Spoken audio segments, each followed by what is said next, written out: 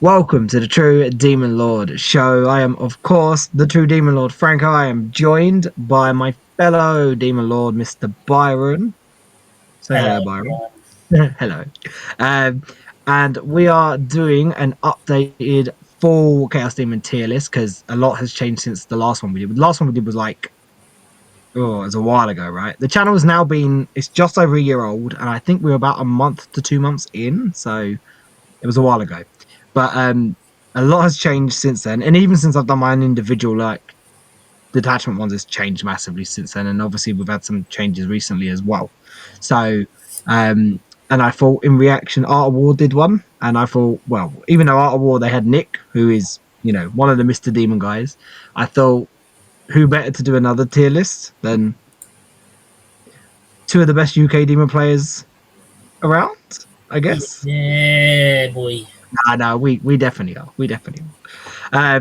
But yeah, I thought so. We'll do our tier list. We're gonna go through everything. We're gonna essentially deep dive into a lot of it. Probably have a little bit of cry when we get to Shalaxi. Um, but then also Byron's gonna have a fun time talking about certain things like Scarbrand and all that because you love I Mr. enjoy Scarbrand. myself talking about the stuff I've been using recently. But then we this is the cool thing is we've both been doing so much different stuff recently because you've Yeah, been obviously smashing that incursion because that's your thing, and I've been basically over the last couple of months playing multiple detachments, but really big on Shadow Legion because it's just really cool. Um, so before we do carry on, if you like what we do here, please leave a like and subscribe. It helps the channel out massively. And then if you want some extra, a bit more tactical, in-depth content and want to support the channel further, consider becoming a true Denizen member here on YouTube.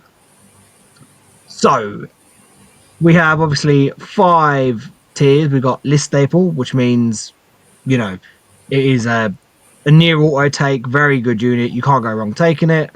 Solid choice, maybe not auto take for every list, but at the same time, again, you can't go wrong taking it.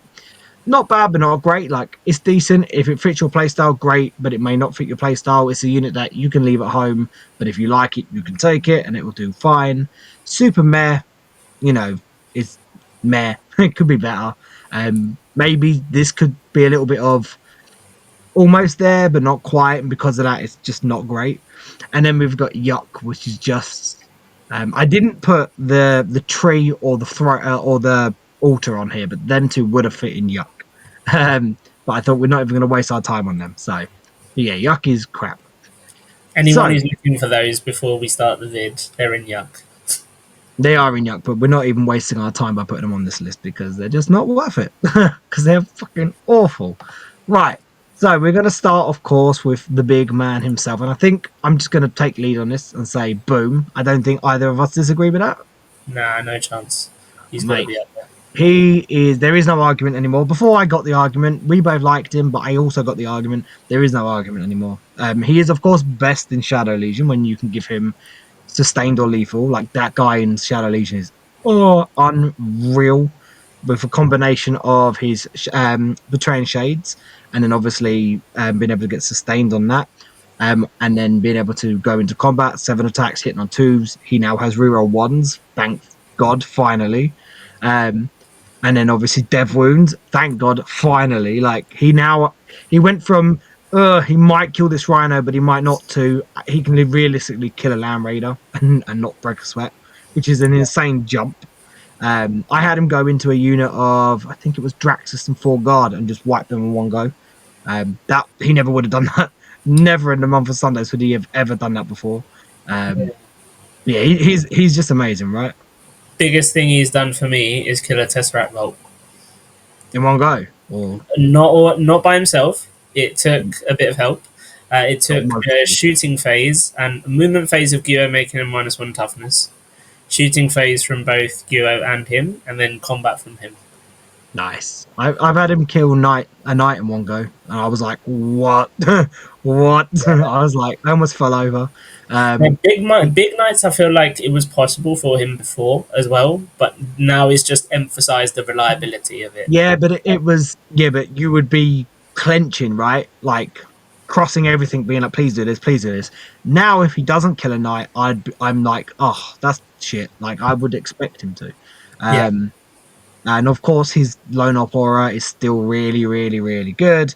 Like we said, he's got a reroll one aura now, which he always should have had. That's what Shadow Lord always should have been, not a reroll battle shock test thing. Um, and Portal of Despair is quite cool. I like it. I really want to test it out in Plague Legion. You know, forcing battle shocks under starting strength, and then every time battle shocks are failed within 9, he just heals. So It's like, he's amazing, honestly. really hard to You deal know, with. like some of the armies that I've gone into with that, MSU armies absolutely hate it. Hmm. I went into Orcs, um, basically chip damaged some tank busters with shooting, chip damaged some boys squads with shooting. All three squads ended up failing their battle shocks because Orcs are crap leadership anyway. All three failed their battle shocks. He healed 3d3 wounds off of it, and then he survived on 2 wounds that turn. Oh, that's brilliant. See, I It was love it. For me, we've had this conversation loads of times. I used to say, outside of incursion, obviously this was before Shadow Legion was a thing. You never took them in the other detachments because it was just a 325 point tax for Reefed in Shades.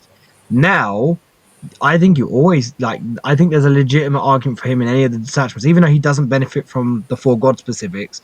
He's enough of a combat monster to give you a good punch. The reroll hits a 1 is also a massive boost alongside Reefed in Shades. Like it's funny because you used to walk up to a table and go, unless I say otherwise, it will always be lone up 18. Now it's I will probably start in line up 18, but you know, like when you walk up into World Eaters or other demons, now you don't just go, cool, I guess I'll just have force battle shocks. Now you go, cool, yeah. reroll ones. Like, yeah, he's really good. And he's best in Shadow Legion, but he's still got he's still amazing in incursion, obviously.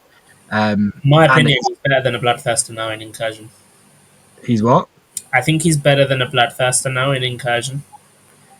Yeah, 100%. 100%. Because he I think he's punches better almost than as Bloodthirster hard. anyway. Okay, like he doesn't have the enhancement, but if a Bloodthirster without the enhancement, he punches arguably just as hard. He's got the shooting, he's got the can't shoot me ability, he's got the reroll ones ability. He's so He flexible. he's got a lot. The thing is, he strikes me really like proper Silent King now. He's got the utility. His damage is probably obviously not shooting. The Silent King shooting damage is better, but his combat damage is better. Yeah, Bellicles, and then he's got the utility. He's what he should be. yeah, He's the synergistic centerpiece that also just wrecks face when he needs to, yeah, and that he feels like Bellicor again. yeah, Um, and he's that tier 11 with that 20 wins, that 3 up armor save, surprisingly upped his toughness by a lot. The yeah, amount of times now where I'm like, what's the AP? That's 1. Oh, wait, hold on. You can't see half a wing. Sweet. 3 up armor save. It's amazing. Yeah, yeah. he's definitely list staple. Right. Next, we got the Bloodthirster. So it's weird because I think there's 2 to 3 versions of this, right? So you've got the Bloodthirster standard, which I'm not the biggest fan of. You've got the Argath Bloodthirster, which is the incursion one, where he gets +2 strength, +2 attacks. It's not bad. You've got the Fury's Cage Bloodthirster, where he can take some wounds and do get 4 rerolls hit and wound in Blood Legion. It's okay.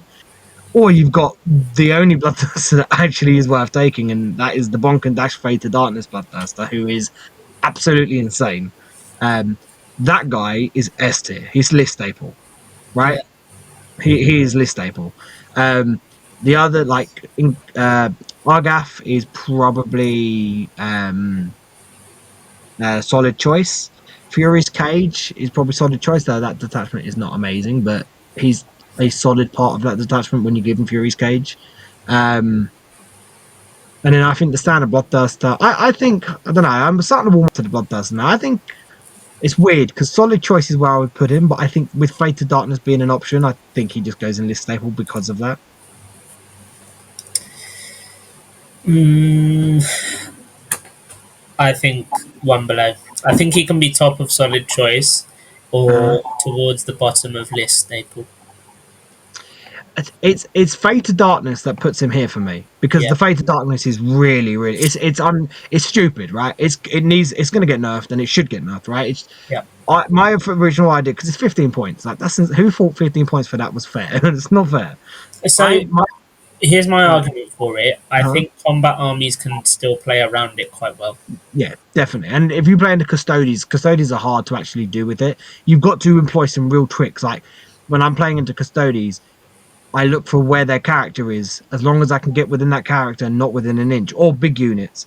Yep. If you can get into a character and not within an inch of other models, you're prop precision, you kill the character, and then whatever else you do, you don't pile in, then you can just pull away again, as long as your Yep. opponent can't get into you. So Yep. you have to employ some tricks like that, and that's what's cool about it. But I reckon they're going to nerf it and make it like a once per game thing, which okay, I guess is fine. You just probably don't take him anymore with it, but I still think is a really good a really good enhancement, even if it is Yeah. once per game. You just don't take it on a bloodthirster. Yeah. But as of right now, that guy is not. Now you know how much I hate bloodthirsters. Anyone that watches the Yeah. channel know how much I hate bloodthirsters.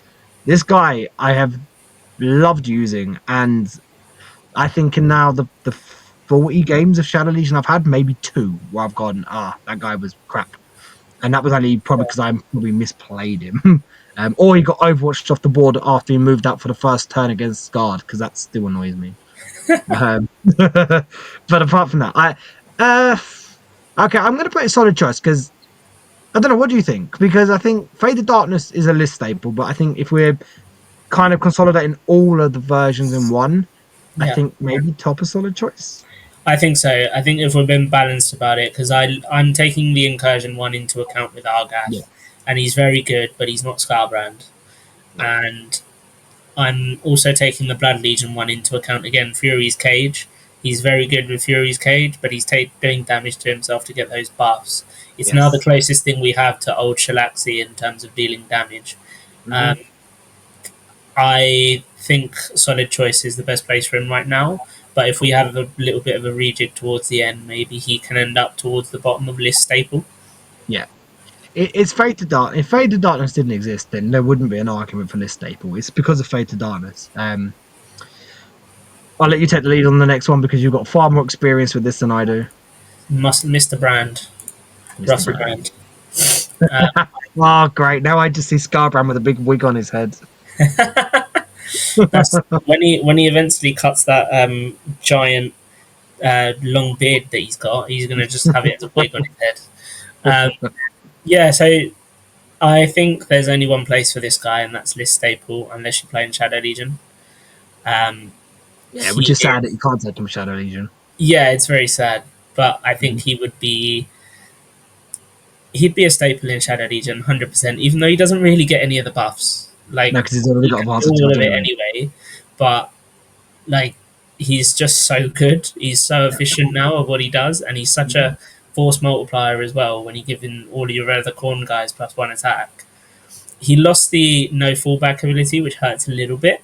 Yeah, but you don't care. You got advanced charge baked in. You don't give a shit. Advanced charge baked in, ten And plus inch one move. attack. He is an absolute god of rapid ingress, Mm-hmm. especially in shadow in incursion. Okay, so, When you get your shadow and then you're allowed to rapid ingress 6 away the following turn, it's absolutely horrid. is he not? Is he not the biggest lover? Probably, maybe next to Be'lakor of Denizens of the Warp as well, right? Because, like, the guy can just 6 instant shock wherever he wants and run into something. That's Yep, insane. yep. That's insane.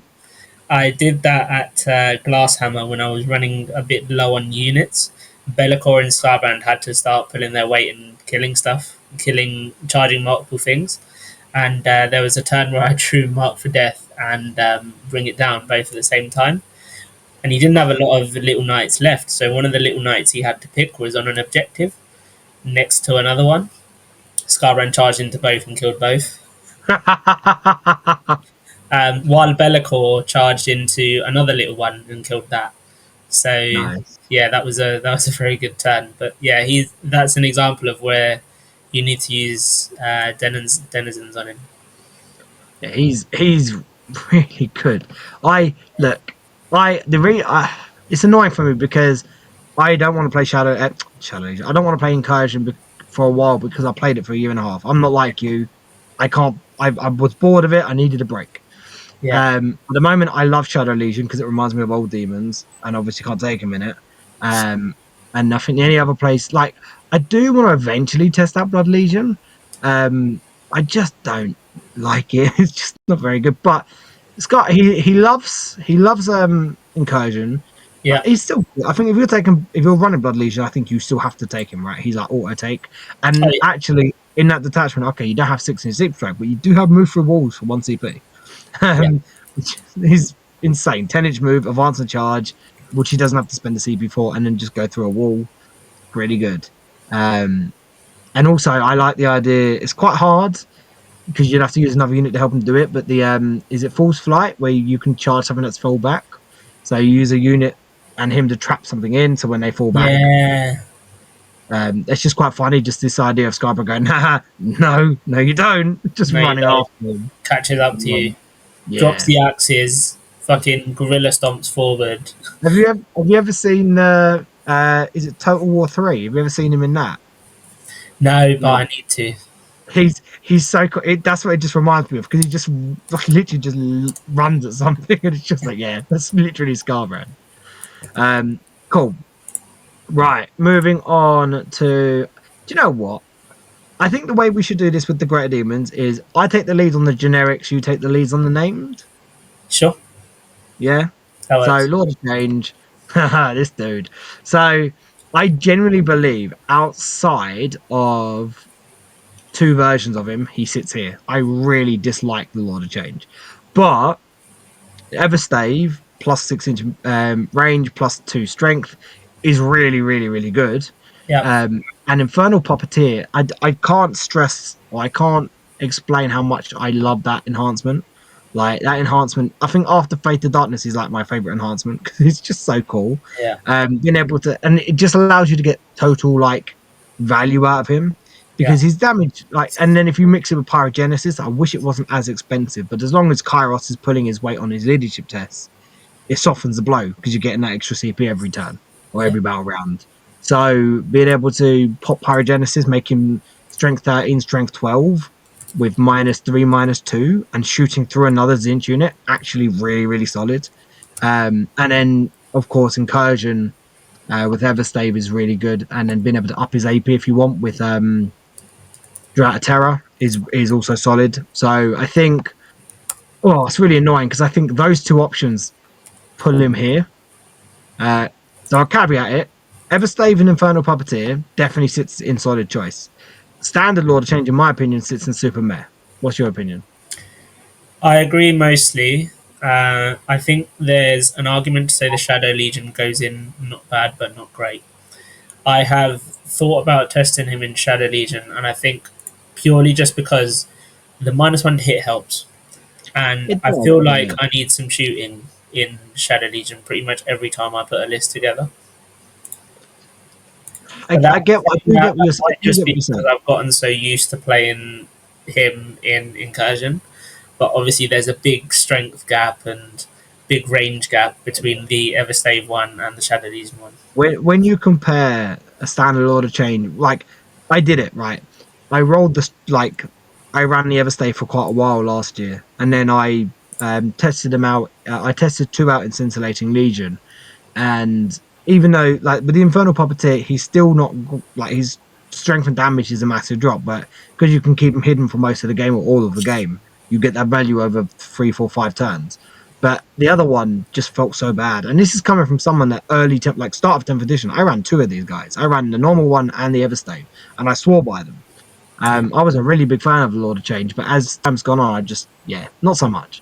But I do think the Everstave Lord of Change and the Infernal Puppeteer Lord of Change are really, really good. To be honest, in Scintillating Legion, Pyrogenesis on a Lord of Change anyway is good. Um, Being able to shoot into combat with the Lord of Change because of the I can't remember the name of the strat. The Scintillating Legion strat where you can shoot into a unit that's in yeah, combat um, is also handy. Um, so I think I would say solid choice because I think we have to take into the best versions of them, the ones you're probably going to be taking. yeah, Um, I'm still to test him out in Shadow Legion. I see people take him. I can't understand why. Like, yes, okay, I get it, the -1 to hit, but I just ran the Keeper, and a Keeper of Secrets is the same level of toughness as a without the Shining Aegis, of course. Is the same level of toughness as a Lord of Change in Shadow Legion, right? Because they're both -1 to hit, both yes, T10, both 18 wins. She's not tough at all. So right. I don't know. I don't know. It's not necessarily the toughness thing. It's the fact that she's doing her best work in close combat, with Hmm. middling strength. Okay, it's flat 3 damage, but middling strength. Yeah. And people can play around close combat a lot easier than they can around shooting. I think Yeah.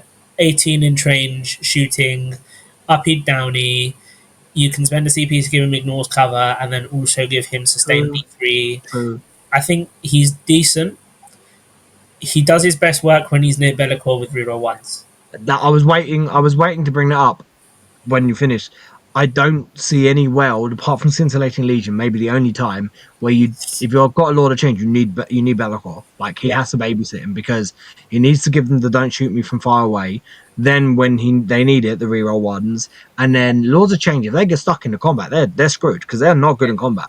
So they need someone to bail them out of combat. And So they I have think, to like shoot whatever they're in combat with out of it. So them yeah, getting locked is rough because then you that's can't pick your targets with them. hmm. Whereas if I feel like Bellacor's a really good babysitting piece, but then I hate that because I don't want Be'lakor to babysit Lords of Change. Well, yeah, Um, in an ideal world, he shouldn't have to. Um, but, but it's sometimes you just have to take it as what it is. And well, I think the maybe supporting cast for the Lord of Change in whatever list you put them in is very important. well, maybe He we is can hold out partially a hope. supporting cast guy himself, to be fair. Like, he's not the main article. No, maybe we can hold out hope that when the Thousand Sun Credits comes out, which is probably not too far in the future, they get a glow up like the Ground Claymore did. Because they were good anyway, but they got a massive glow up. Obviously, Keepers got kicked in the teeth, but they were amazing. But Lords of Change, I think, are the worst generic. Keepers of Secrets might also fight for that title now as worst generic. Well, there were, yeah, keepers I think are worse now as Yeah, they and it's amazing because all they lost was the Feel No Pain, but it's amazing how big of a difference that actually made on them. Um, it really did, and I was a massive fan of Keepers of Secrets. So yeah, um, Kairos, your boy. I'm so sad to have to do this. Why? Um, Kairos is good now. I slacked him off for ages. I like him now. I still think he goes in the middle. Not bad, but not great. Really? Okay. Yeah, Fair enough. he's definitely. I don't think he's above the Lord of Change in any respect because I don't think any of the detachments massively help him. He helps the detachments, if anything. Yeah, he's not there to be buffed. He's there to buff. Yeah, Well, and that's part of the issue for me with him is that he's there to buff, and his output is nowhere near good enough for someone that is there to buff and cost that many points. yeah, I get that. I mean, the CP, like his CP farming before was, I hated it, but now it feels good. Like a 6 up, you basically roll a 6+ on 2 dice, you get a CP in your command phase. That's pretty good. I feel like in scintillating, he's auto take. You've got to take him because you need those You CP. don't have many other options. Yeah, I agree. An incursion, I don't think is necessary at all, but you can if you want to take him. I do think obviously there's an argument Everstave Chicken, Kairos, Be'lakor. I think that is a solid platform. Yeah. I do get what you're saying. No, his shooting is actually so many people look at that and they're like, "Oh, it's really good." But as soon as you get 1 or 2 games actually playing it, you're like, "Actually, it's not that good." It looks a lot better on paper than it is in play. But If it but was 3 damage, if his shooting was flat 3 damage, yeah, he goes up agreed. solid choice. Agreed. I think it should be flat damage. Flat 3 damage as well, not just 2, flat 3 damage. Like at Um, least make it the same damage as a bleeding battle cannon. You know, it's mhm, D3. That's an insult to one of the greatest psychers in the universe. mhm. Probably only second to maybe Magnus as far as let's say mortals. He's not immortal, but outside of like gods, maybe. No, I think he's more powerful than Ahriman. So I genuinely think after Magnus, Kairos is probably the most powerful psycho in 40k. He should Lore. be law He wise. He should. should be. Well, And there was a point. Well, there was a point in the game where he was. I yeah, remember those days. you know Kairos what? was They've insane. done this to everyone apart from Magnus. They've done this. Every named character that is a supposed to be in the lore a really good psyker has just been Yeah. nerfed into the ground. You look at what happened to Eldrad, a fraction of the Mhm, power that he used to be. mhm. Araman, a fraction of the power he used to be, and Araman's probably going to get worse in Thousand Suns as well. Yeah, Lords of Change. I think Lords of Change really feel it. They Yeah, really feel the Psyker drop. They done Psykers dirty. Bar Magnus. Magnus is obviously amazing. I don't know if he stays amazing, but I guess we'll see. Yeah, Um, oh, this one gets me the most excited out of all the Greater Demons. Probably the best Greater Demon, like non-named Greater Demon, right? I yeah, genuinely I'd say think, so. Yeah, I straight up genuinely there. No this argument for him. no, like let's look at the best version of him, which is the Endless Gifting Incursion. T13, 20 wounds, 4 up invuln, 4 up for no pain. You can get reroll ones on him in the shooting phase for his invuln if you want. That it's just nuts. They actually kill shit now. Like their strength 10, obviously -2 and D6 +1 damage. If they're going into anything that's T10, they can win it on threes because they just go, cool, you're T10, you're T9 now. Screw Yeah, you. They can go into T11 if there's two of them and go, cool, you're now T9. We're going to double team you. In Shadow Legion, I really like them. Like I've been testing the Mantle Gloom for the, getting the engagement range of me now you're -1 OC, like Diet Rotigus, right? That's what yeah, he is. yeah. And he's been solid, really good. Like he's been very good at denying primary for me. Um, I think they're really good in Plague Legion because you can get +1 AP on them through the aura, Yeah. through Font of Spores. Obviously, you can get the Don't Shoot Me aura through Draining Shroud, +1 to hit and causing battle shocks. Um, crit fives for lethals. Like they're really, really, really, really, really good.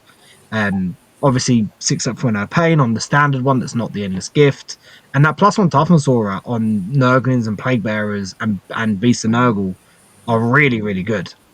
Yeah.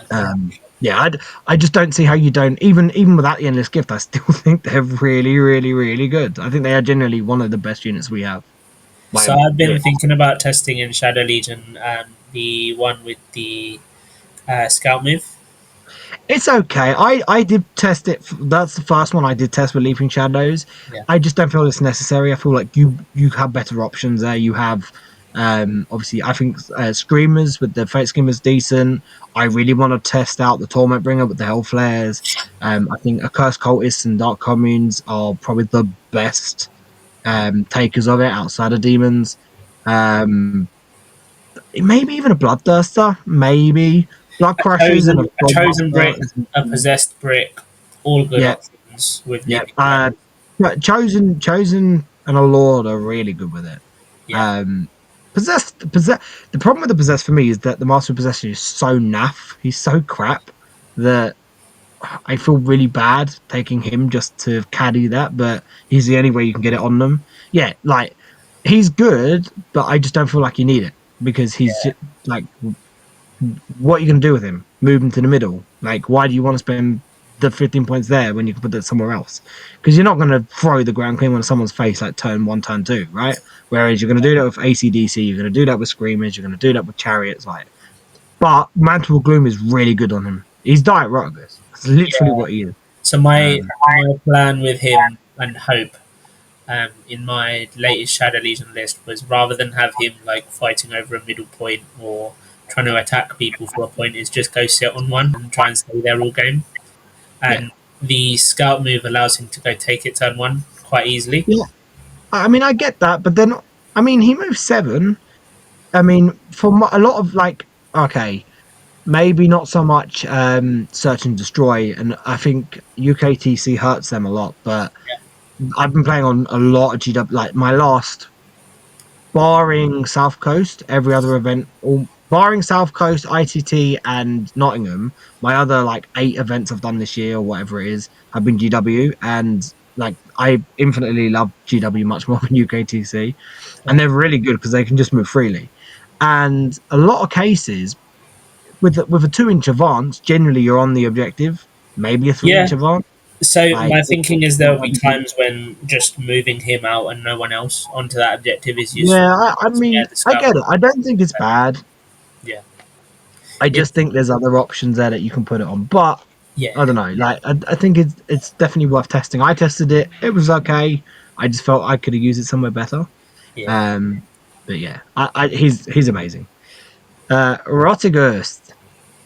Here we go. We've just been saying diet Rotiger, so here's the full article. Um, can't Like, put everything there, man. Um, like but nah, he is. He is, to be fair. I think he. I'm running a list, an incursion list with 5 monsters at the moment, and if there's ever been two that I can debate, it's Rotigus and the Lord of Change, whether they should be in there or not. So that's why Yeah, I think Solid Choice is the right place for him. But there's definitely an argument for towards the bottom of list staple. Like he's really good. he's so He good. He's so he good. Like he the got look on someone's face who's got an army of OC1 stuff when they just go, "Oh, you're gonna be zero now." Like I don't care if you're battle shocked or not. You're just gonna be OC. mhm, I'm just gonna hold this point infinitely against you because you can't hurt me because it's a bunch of one wound guys that don't really do any damage. They're just there as a brick of OC. Oh, OC zero now, cool. So I was just plonking him on an area of the table and then going, I don't need to worry about this anymore. mhm, It's absolutely brilliant. And then his sweep attack being strength 8, his shooting being strength 8, um, potentially getting a 2 damage sweep as well. Strength mhm, 10 on his big ones, just like the normal fat boys. He is so mhm. good now, and I've been enjoying using him a lot. Yeah, I love him. I love him so much. I love that his +1 damage ability is 24 inches now. It means I just feel like that extra 6 inches was huge. Um, and like you said, in incursion, it's the thing that keeps dragging me back into incursion. It's denizens because I haven't used new denizens at all yet. Yeah, And I'm just going to 6 inch deep strike him plus some plague bearers. I'm going to smash into all of this. Cool, you're -1 OC. Oh, you're OC1. Cool, you're zero now. Oh, you're OC2. Now you're one, but I got plague bearers. Cool, not your objective. Deal with 10 plague bearers and Rotigus. While I've also got the Fauna Pain Ground Claim on here in the middle, and Bellacourt and Scarbrand. Like, it's insane. It's so much high pressure. Like, he just, and like you said, his damage is really good now. I mean, it was decent anyway, but it's really good now. He makes a great unclean one as well, like D6 +2 damage this is on a plus ground 2 one. damage, 2 damage sweep. Makes him solid. That's, that's But for nuts. me, the big thing is making plague bearers damage too. It's brilliant. Yeah, it's huge. Again, in Plague Legion, auto take, like Yeah, auto taking, it's not even close. Um, in Incursion, I think you're right. There's an argument. I think Incursion, Feel No Pain, Ground Clean one, Scarbrand, Belloc, I feel like are pretty much auto takes. I feel like he then fights maybe with the Everstave, but I think he's better than the Everstave chicken, in my opinion. But so that's just my I've been running both of them and just yeah. going all 5 pure monster mash Mhm. and supporting casts around that. Yeah, And I it's think if you're running 5, I think that is the 5. yeah, Maybe an Argath Thirster is the argument. Kairos might squeak his way in, maybe, but yeah, nah. Like I think the thing is, right, like we said, we've got those. If you're running 5, you've got the 3 auto takes. I feel like you have Lord of Change or Kairos, and then Rotigus or a Bloodthirster, right? I feel like yeah, they're the spots. yeah, Um but Rotigus he has so much utility to him and so much good primary denial. Plus, he is just a chunk, right? He's yeah, T12, T13 within 6 of a ground clean one, 22 wounds, 4 up invuln, 6 up for no pain. I love the fact that he has to built in 6 up for no pain now. Like how he never yeah, had a fill no pain was stupid. It was absolutely stupid. yeah, Um, yeah, he's just so good. Um, I feel like in Plague Legion, he's definitely a list staple because he runs that list. But I think overall, I think Solid Choice is fine, but he can easily sneak into list staple, in my yeah. opinion. Yeah, he's so I would agree he's better than he's more of a list staple than the Bloodthirster. 100%, 100%. Yeah, Right, we're gonna have our sad moment now, right? Because yeah, two of our favorite units, definitely two of my favorite units, and at least one of them was definitely one of your favorite units. yeah, So Keeper of Secrets. I tried to keep the dream alive. I ran her on the weekend, and when she got killed in shooting by a unit of Custody Guard and a unit of Wardens, just one tap, like no double tap, just shooting, and she fell over. I was like, okay, yep, they're not that great anymore. I mean, she still puts out a lot of damage. Like I ran her into 6 Inceptors and she wiped them off the board. She ran into some Eldar units, like a couple units of Warp Spiders, and ran them off the board. But you would expect that. Um, like damage wise, they're actually okay. They're still decent. Like with the knife, there's a lot of attacks. You take the knife over the whip. Yeah, 100%. Because the whip is good. Right? I'm not saying the whip's not good, but I just wanted to have a like a. I just want to. I want to shit out combat attacks, and that is it. That's her job. Um, like yeah, her job was literally to deal with things like custodies. I just didn't go very well. And deal with like give that have that redundancy built in. Like against one of the units of warp spiders she killed, I ended up rolling 3 ones on her sword. So I was like, oh shit! But then the dagger just hit wounded every single time and killed the other 3 guys. Like, okay, cool. The dagger just done its job. So I don't know. I the weird thing is I've been looking at excess, right? And I actually think I think excess has a list. I think it's being slept on a bit. The problem is when I was making these lists and I was looking at these lists, keepers don't even come into it for me personally, which is sad. Um, I just don't see why you put them in incursion. Like, what are you putting them over? You're not putting them over Be'lakor, of course not. You're not putting them over Scarbrand. You're not putting them over the ground clean one. You're not putting it over Rotagus. The argument is, do you put it in over Lord of Change? I don't think so. I think Do tier you wise, put I it in already know where these two are going. Both. her? I already know where these two are going. Both of them in my head. So right, I'm gonna put her here because I don't quite think it's I don't think it's yuck because there is some use to them. If they come down 30 to 40 points, which I genuinely believe is where they should do, I think they can hit solid choice at what they now 290 at 250. I think they're okay at There's no way 290. these would be more points than a Giro. No chance in the world. That's what I'm saying. That's what I'm saying. How is the ground clean one 40 points cheaper than a keeper of secrets? Um, So I think at 290, super meh. Yeah. At 250, they sneak into maybe bottom a solid choice. Maybe. But yeah, at their current points cost, that's where he sits. Agreed? Not agreed? Yeah, 100%. That's what I was I thinking. don't I don't quite think yuck, because they can still do something. They Yeah. still perform a role. The problem is they're just overshadowed by other great demons. Even a Bloodthirster, in my opinion, now is better than a Keeper of Secrets, and I can't believe I'm saying that. It's painful. Right, Byron, I'm glad you're talking about this one and not me, because this one would make me sad.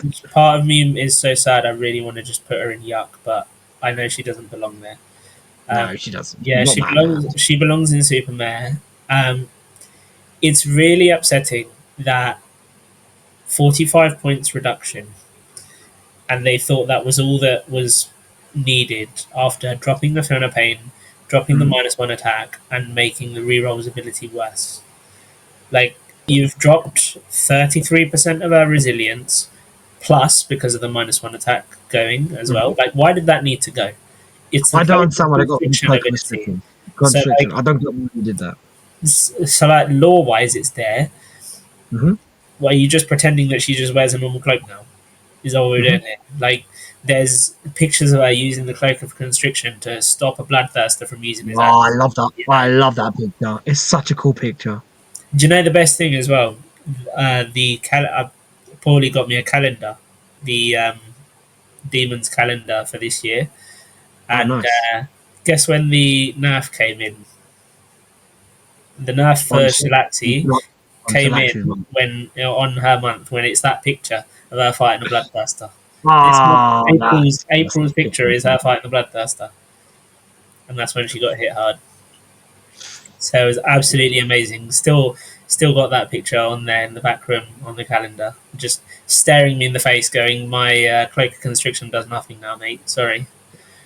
I just don't get it. I don't understand how she's 75 points more than Scarbrand. I don't get it. It's I don't mad. understand it. Same arm Like, set, one lower yeah, toughness. no, oh yeah, she has a free up in built. Like, you're dropping the full no pain, which is annoying, but like, okay, if you want to do that, fine. But you're losing the -1 attack. You could have at least given her the -1 to hit that keepers have, Yeah, like as a way to, but no.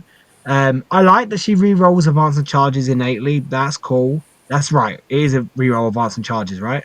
yeah. I think she should have had that anyway. Yeah, I agree. But yeah, you've just Like that made. could be a part of the quarry ability.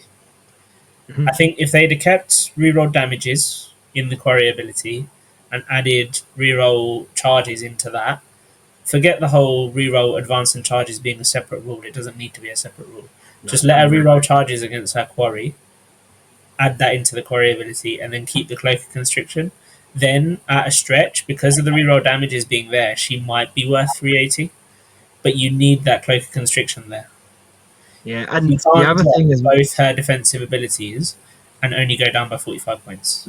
the other thing as well is the drop in strength on Soul Piercer because that actually is like the she was that was her job. Yeah. Kill T12, right? Kill those knights, kill those Land Raiders, kill those Lehman Russes, not Lehman Russes, It Rebel just wasn't Dawn. necessary. It was such an unnecessary nerf. No, I said it is a conspiracy theory. I don't think it is. It's a genuine belief. She only took that nerf for one reason, because she could not go in the Emperor's Children Codex in this or in the form that she was in, because she would have overshadowed Fulgrim. Because they decided when they were releasing Fulgrim that they were going to make him god awful, because he is god awful, He still and they was couldn't good have though. Shalaxi in the form that she was in because she just overshadowed him. So they had to nerf her and the Keeper just to match that garbage that they released as Fulgrim. I am generally of the belief of that. Well, so we've always said, right, out of the legions, it's clear which one should be the resilient one, that's Death Guard. So I understand that you wanted to reduce the resilience of Sinesh, but Hmm. we're talking about the shields given Fiona Pains. Now, I don't think they needed to stay at 5 up Fiona Pain. If you reduce it to a 6 up, it's still something Hmm. to talk about. I think they could have easily made Duos and Rotigus a few more points and give them 5 up Fiona Pain, Agreed. whilst Agreed. giving Keepers and Shalaxi 6 up Fiona Pains for their shield and make I them a little think bit this. cheaper. I think the shields should be damage reductions, personally, not for no pains. I've always It said could that. be. I I think think it they would should be. just be too much against armies that have mass 2 damage, 3 damage, though. Yeah, but how much damage reduction do we have? None. No, because Like we we have just have Fiona Pain instead. barely though. Not many things have full no pain, especially now we lost the Great and Clean one auras. Like not Yeah. really. What has full no pains? The Great and Clean one, Rotagus, That's it. and then we have a few ways to get some auras against feel no pains and against mortals and psychics and stuff like that or whatever. But yeah, I don't know. It just felt a bit rough. I feel like the keeper is a points issue now. If that's what you want to go with her, I actually think they should have made her strength 10. If you're gonna hit her on the resiliency, up her damage, please. Like, um, Claws Strength 8, AP4, or AP3 with Dev Wounds, and Sword Strength 10, AP3. yeah, yeah. AP2 is, come on. Like, Well, I I mean, understand certain they things are with AP3, right? Because AP2. of their aura. Yeah, but like, they need to be natively better. They have I that agree. aura, but Shalaxi doesn't. So hers are Hmm. only AP2, which Yes, is that's like, true. why? Why are her claws worse? Don't know. They just don't make sense. Right. Yeah, Okay. the Right. strength, We've the hit. We've done strength the. buff. She now has to wound a Great and Clean one on fives. I That know. is an absolute joke. From being Without the only model rerolls, that it's could one tap a can't 4 up Great and Clean one to now what she is even kill ridiculous. a standard one. Nah. Yeah. It's sad. It's She'd really sad. struggle to kill Rutgus now. She only just wounds Bloodthirst on threes. Hmm. Yep. Yeah. It's she's just yeah. I haven't gone as That's far as literally. selling her though. She's been um, not taken apart. You've seen my model before. She's magnetized everywhere, all of her different options, even different head options. So I've just packed her Hmm. away in some foam, and same as I've done with my uh, first painted Bellicor and Kairos, and they're just kind of hiding away in their boxes. Well, you've seen my Chilaxi, right? Yeah, Everyone knows my Chilaxi. She's very popular. Um, and yeah, it's sad. Like that's why I ran the keep on the weekend because I wanted to use that model again because I love that model. Sadly, it's probably going to sit in the box for a while until some changes happen. But right, we've spent ages talking about the greater demons, but of course, because they are, you know, one of the main things for us. So now we're going to move on to little units. So we're going to try and fly through these a little bit more on the little characters. First, we've got Skull Taker, who's solid. I mean, I think Bloodletter's actually being a lot better now. He now gets an 8-inch move as well, like the Bloodletters. I think Bloodletters are fairly decent. I again, he's another one I wish I could take in Shadow Legion because I would take him and a unit of Bloodletters every day of the week in Shadow Legion.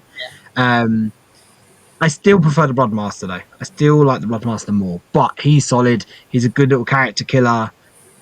He's a unit on his own. He's a bit of a tank. He can really do a lot of work into character units. He's arguably better than some of the lone ops that we have.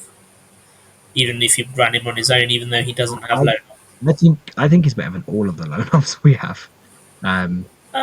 Changeling's still got an argument, but Okay, yeah, right, okay. Changeling's good, but I still yeah, think he's definitely better than the other two. I think solid choice. Yeah, sure. I was thinking Devil. not bad but not great, but I don't think he deserves to be that low. No, I think he's better than that. I think he's towards the bottom of solid choice, but I think he's solid choice. I think he's too good for not bad but not great. Yep. Oh boy, I didn't think we would be talking about this one. Oh god, the goodest of boys is back, and they did it. They finally did it. His OC is now 3 because it should have always been 3. God damn it, Mr. Paranak, and he got a glow up as well. Like he's actually, I actually look at him and think I really want to run 10 hounds with Karanak because I just think it'd be fucking cool. Yeah. Um, there's, I think we talked about this before last time we did a tier list with this guy. So the Mhm. one thing he's still missing, which I still feel like they could have done for him, is given him loan up if he's on his own. Yeah, I agree. But I mean, at least the buff he gives his unit now is actually Yeah. good because it used Yeah. to be what lethal. It used to be But lethal hits, and now it's reroll wounds. Is just lovely. yeah, which is good. And it's also if the unit dies, even if it's not by his hand or his unit's hand, he can just reallocate. I like that. He reroll advanced charges for his unit, right? Is that what he got? I'm not I sure, think. something like that. He's got. Oh, we have to get his profile up because I have only briefly looked at it, but I do remember getting very excited over it. He's got a D6 plus 3 flamer, which is really cool. Heavy Yeah, flamer, I believe. heavy flame Um, 5 AP1. yeah, strength 5 -1 damage. I like how we're both sitting there trying to get this up. Yeah, he's got 6 attacks, hitting on 2s at 622, anti character 3 plus, and precision. Um, which means if a unit has a character in it, he just wins that unit on 3 pluses regardless. Yep. Um, and precision is really nice. He just, and is it reroll? Yeah, reroll advance and charges, which is in the corn detachment. Oh, actually, in corn and incursion, you can get advance and charge on with the CP anyway. Yep. Obviously you can't take him in Shadow Legion, sadly.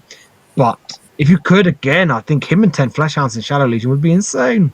But I genuinely think I really want to try out a unit of him and 10, but that means Yep. I have to come out of Shadow Legion to do it. So what's probably best for it? Maybe I think incursion, because again, 6-inch deep strike in that unit as well, especially if you have Scarbrand. Plus Mate, 1 attack. RP Downey with 6 of them, with him plus 10, 6 Yeah. inch deep strike, Mhm. plus 1 attack, Mhm. potentially a Ren Master, Yep. and reroll the charge as well when they turn up because of him. Mhm. Like, oof, it's tasty. Yep. It's I think it's very tasty. really, really, really good. It's really good. He's solid choice. I don't. He's not list staple, but he's solid choice. I do think he's better than. Oh, is he better than Skull Taker? I think he is, mate. The only thing that puts him the other side of Skull Taker is what you want Flesh Hounds for. Yeah, agreed. I Because think it their is flesh ability is because of their ability with Uppy Downy now, you want them to be more scoring pieces. And Mhm. I think as we're saying, you do have to take other stuff to be able to buff them to a real solid damage unit still. Even though he is good himself, um, they don't have 2 damage, they don't have AP2, so they still require a Ren Master to get up to Yeah. that level of being solid. So I think where the Bloodletters just kind of have that output, because of the unit being Bloodletters that he attaches to, Skull Taker's just better. Skull Taker is okay. I think Skull Taker's just better, yeah. Yeah, But like, because you can run him on his own and he actually him, does the job. Whereas I feel like you're not taking Karanak on his own. You're no, only going to really take him in Flesh Hounds. Like, if you're going to take him, I think you always take him in 10. I don't think you ever take him in just 5. Always take him in 10 Flesh Hounds. Um, but yeah, Skull Taker, you're right, because Skull Taker. Thing is, as well, you can just take Skull Taker on his own, right? yeah. And he can perform a role. But we wouldn't 6 months ago. There's no way he'd be sitting here, right? Like he would have Six been with 6 months with ago, the last tier list we did, I'm pretty sure he was in Yuck, like he bottom of was the in pile. he Bottom. was in Yuck. The only things above him were the fortifications kind of thing. The only things below Yeah, him. So like, yeah, some glow up that he's had. Um, but fair play to DW for actually acknowledging it. yeah. It's I feel like they had to because people kicked up a stink, which is good now. If you kick up a stink, GW actually listen to you. It just felt weird. Like, why did they? I don't get why they did it. The only reason I can think is because they gave the uppy down into Flesh Hounds, but I still don't understand it. I don't get it. Um, I don't get it. It's There weird. was no sense behind him disappearing. Was was it maybe? And this is now conspiracy theory. Were they testing the waters with demon players to see right? What can we get away with here? Let's take away Karanak because we feel like he's so like they probably thought no one gives a shit about Karanak, and then there was enough of a kickoff where they thought okay, maybe that was not a good decision. I'll be honest, if Um, they wanted to test that with anyone, they should have done it with Blue Scribes. yeah, because I feel like everyone would have been like, sad, but okay, fine. It's a fun cast Um, model. It's a model that not everyone uses a lot. We get yeah, it. I don't feel like yeah, I don't feel like that would have. Yeah, I agreed. I don't. I think I'd be sad because I love the Blue Scribes lore wise. I think they're really cool, but I But think we we're an expected it. exception, mate, because we love absolutely all of this. So Yeah, this is true. This is true. I think there's a lot of people that just don't look at it past the good shit, whereas you and me, we just and others. Kevin Leonard is another one who looks at everything with love and admiration because we love them. Even though I do have the whole hate corn thing, I do love corn really. yeah, Deep down. Changeling, got to be solid choice, right? yeah, ahead of Skull Taker, yeah, just Okay, before. I don't know. There's just something about Skull Taker I prefer, but I get it because he's really really good. Obviously a lone op I think is the biggest thing. I think actually my favorite thing about him is the battle shock thing. I love the fact that you can just sit him on your backfield and anyone was to go from you, go cool, -1 battle shock, take mortals if you fail. I love it. I had it when I was running him a while ago. People charging him on my backfield objective, failing the battle shock, and me going cool. So the whole point of that unit to come back and take my objective didn't work, and now my changeling gets to bonk you for free, and then yeah, run away. Yeah, Um, I also love that in scintillating because doing that and then using delirium unmade to pull them out of combat is also really funny because you go cool, you're battle shocked. I'll donk you on the head a little bit, and then I'll run away. Like it's just funny. and his I think Overwatch is good. his Overwatch is yeah, it's a flamer, right? It's a good Yeah, flamer. it's a good Is flamer. it D6 plus 3, strength 6, AP 1, damage D3 if it's hazardous. D3 down? D3 down. I was thinking, is it 2 or D3? D3. Yeah, like that's the good pro. That's the hazardous profile. Which I mean, I don't do none of this non-hazard. I didn't. I couldn't even tell you the non-hazardous profiles of the other stuff. I only do hazardous profiles, even if it's not viable. Even if it's better to use the non-hazardous, I don't care. I still use the hazardous. But yeah, he's solid. I think in scintillating, you're taking him most of the time. Incursion, he's got a really good role. I also think he's good in Plague Legion.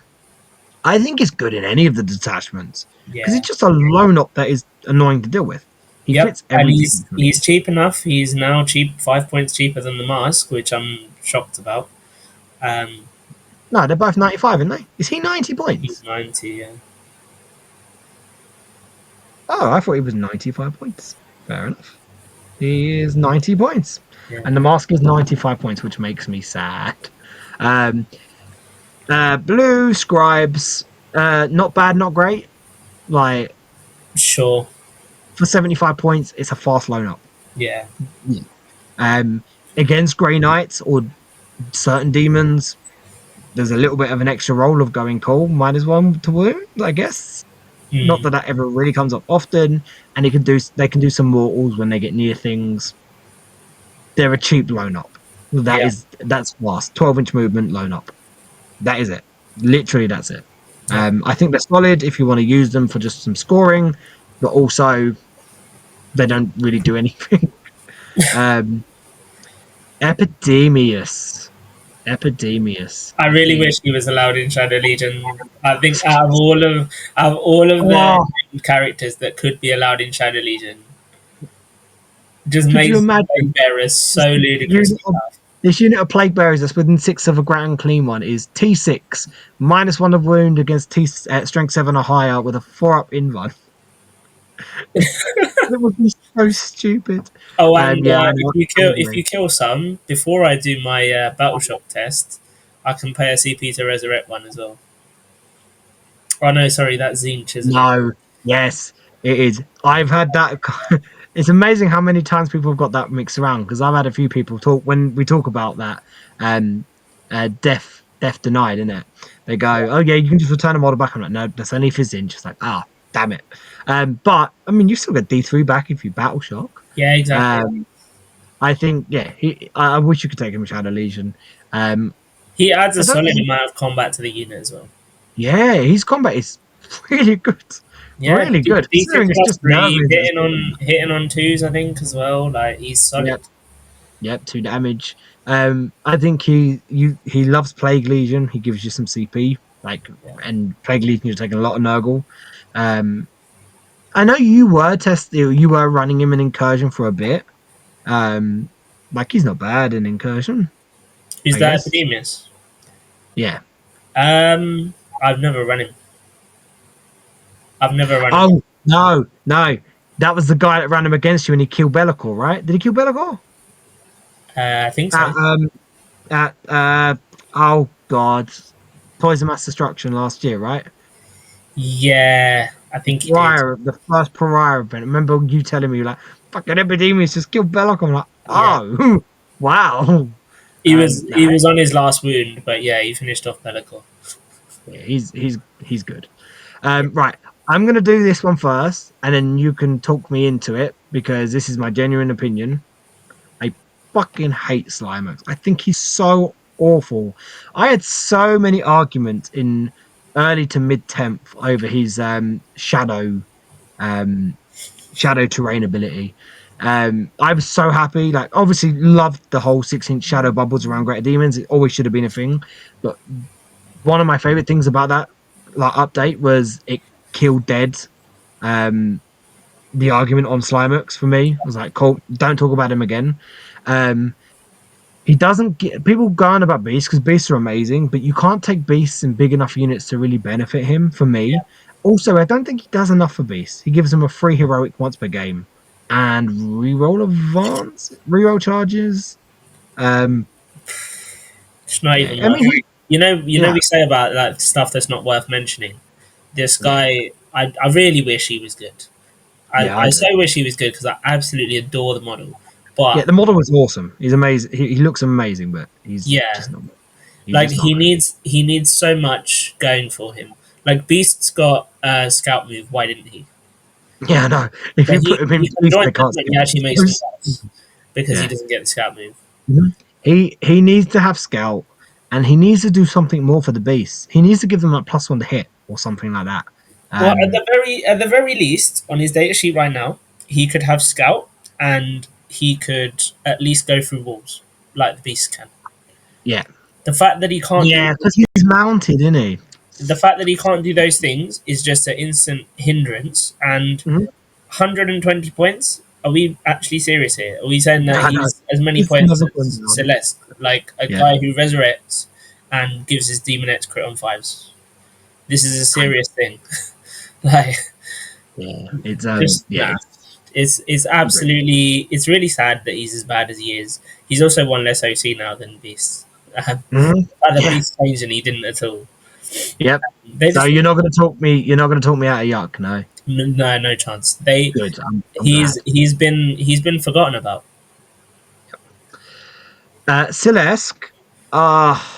Right. Do you know what? Because I'm just gonna be too harsh because I don't like Celeste either.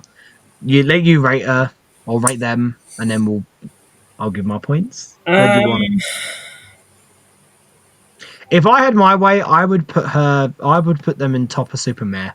because right, let me give you my points. I know I said I wasn't going to, but I'm going to give you my points. So the crit on 5 thing doesn't work how everyone thinks it works. Yeah, no, I Everyone know it thinks, doesn't work oh, against. yeah, I know because I had to tell you how it works. Everyone's like, oh, they just get devs on 5s. No, they only get the critical hits on 5s if they naturally wound the unit on 5s. So Demoness is strength 4. So against toughness 7 or less, fine. A wound roll of a 5 plus will cause a devastating wound with their balls. Anything that is T8 or higher, they will not wound because it has to be a natural wound roll of a 5 to cause the crit with this really stupidly worded rule. I don't understand why it's like that. She can get back up, which is cool. She has, or they have some solid combat profiles and some solid shooting profiles for what they are. For 120 points, yeah, they're not bad. I actually think like my opinion of Demonettes now is very different to what it used to be. I think Demonettes are really good, or they're decent at least. The thing that makes Demonettes quite good for me at the moment is fights first. If you take Celeste and a unit of Demonettes, they lose fights first because she does, or Yeah, they she do gets not have it. worse. So not just do they give you assassinate slash bring it down double, like potentially, um, their crit attack, crit ability is decent, but it's not as good as it could be. And then they also take away, in my opinion, one of the biggest things that Demonettes have going for them being the fights first. They just take too much of Demonettes. I think as a solo annoyance piece, I actually like them. I think they're not bad. I've Yeah, warmed up to them a bit more than they used to be, but as soon as you mention them in the same breath with Demonettes, I think you just killed dead the argument, in my opinion. I just don't like them in Demonettes. I think they take away the point of why you're using dude, the Demonettes. fights first thing hadn't even occurred to me. Yeah, it I've had this again. It's something that Because I I brought just up, and people forget were the like, whole "Oh, I didn't thing even think about about that." having the fact that Demonettes now have native fights first. Yeah. In my head, they still get it with the character, with the transmute. No, yeah. I mean, she has it as well, but Yeah, she has it as well. So they still have it when she's leading them, but she yeah, now gives them the rerolls that they used to she get with. gives them their old ability, the reroll hit to one, reroll hits against units on objectives. Yeah, Yeah, which makes her actually worth taking. yeah. Um, maybe I'm being too harsh. Maybe, I think he's better than Blue Scribes, but not Kairos. I not agree. Kairos. He's not better than Kairos. And that's going to cause issues because I know so many people are going to. That's something I think people will not be happy about. Like looking at this tier list, they'll disagree with, which I get. Um, I just think there's too many negatives, but you can take them on their own and be annoying harassment piece. Yeah, Um, and I think that's why I put him above yeah, Blue Scribes yeah. because I think in as a solo incursion, unit, solid. yeah, I think in incursion they're not bad. Like just 6 inch deep strike, run into something, kick it in the head. Um, like you can take them in excess if you want. And obviously you're not going to take them in any of the other detachments. You can't take them in. They would be again. Celeste would be amazing in Shadow Legion because you just Yeah. surge it forward and go, yeah, you can't overwatch me. Screw you. I'm just gonna hit you in the head. It's Um, almost like there's a reason they went. We're not going yeah. to name the character. Well, I like to think Lore it's the wise, I law reason understand. because it should be law. Because Yeah, law wise, Bellicor is a jealous bitch and he will be with no other characters. But also, you don't have to take Bellicor in Shadow Legion, which annoys me immensely. They need to add that in. He needs to be mandatory. Um, the mask, I still love the mask. I like to take credit for making the mask popular last year. Um, but she's amazing. I think people knew she was great anyway. But at 95 points, it's, it's a bit pricey for what she does. Um, I think with Fiends getting whacked down, because let's be real, her biggest um, use was buffing the crap out of Fiends, right? yeah. Minus And one keep to wound, and keep plus one to yeah wound, both of them. yeah and Keepers of Secrets as well, and Shalaxi, and all three of those units got slapped. I still think Fiends are good, but they're just not what they were. Yeah, Um, like they're okay. I think if you're taking Legion of Excess, I still think you probably take her. yeah. Um, I just don't because you're not really taking as many Fiends, if any at all, anymore in Incursion. I don't really think you take her in Incursion unless you want a lone op that can also do something. Because she fights You just first, she's have got a bunch of Rangeling, he's better. damage to attacks. Um, I think in yeah, Incursion, you just take Rangeling because he's got what she's got in combat, but with a gun. yeah, agreed. Um, and he's Yeah, so Sam. much tougher. Like she doesn't buff enough in incursion because you're not going to have as much Slanesh anymore. I think that's Mhm. the right spot for her. I think There's going so. to be an argument from some to say that she could be better than Celeste still, but I just don't think there's enough buffing ability there. The, the problem, Her own buffing ability isn't the problem; it's what yeah, she's buffing. yeah. I think, yeah, it's what she's buffing. Like she can buff demonettes, but like I just don't know. Um, and I think if you're going to take them as a solo piece, I just think Celeste does more. Um, I Alone don't up. think like I the mean, -1 to wound on demonettes. Who cares? You know, yeah, it's exactly. beneficial. It's beneficial on things like fiends and keepers, Things and with loads of they wounds. just unfortunately got so much worse. Yeah. So I think she's slightly better than the blue scopes because she actually does do something still. Yeah. But yeah, I think Celeste is just better. Um, the Blood Master. I love this dude so much. I can't express how much. I don't know why I love him so much, but I really do. Um, like Bloodletters are actually half decent now. Like we've been quite negative on them in the past.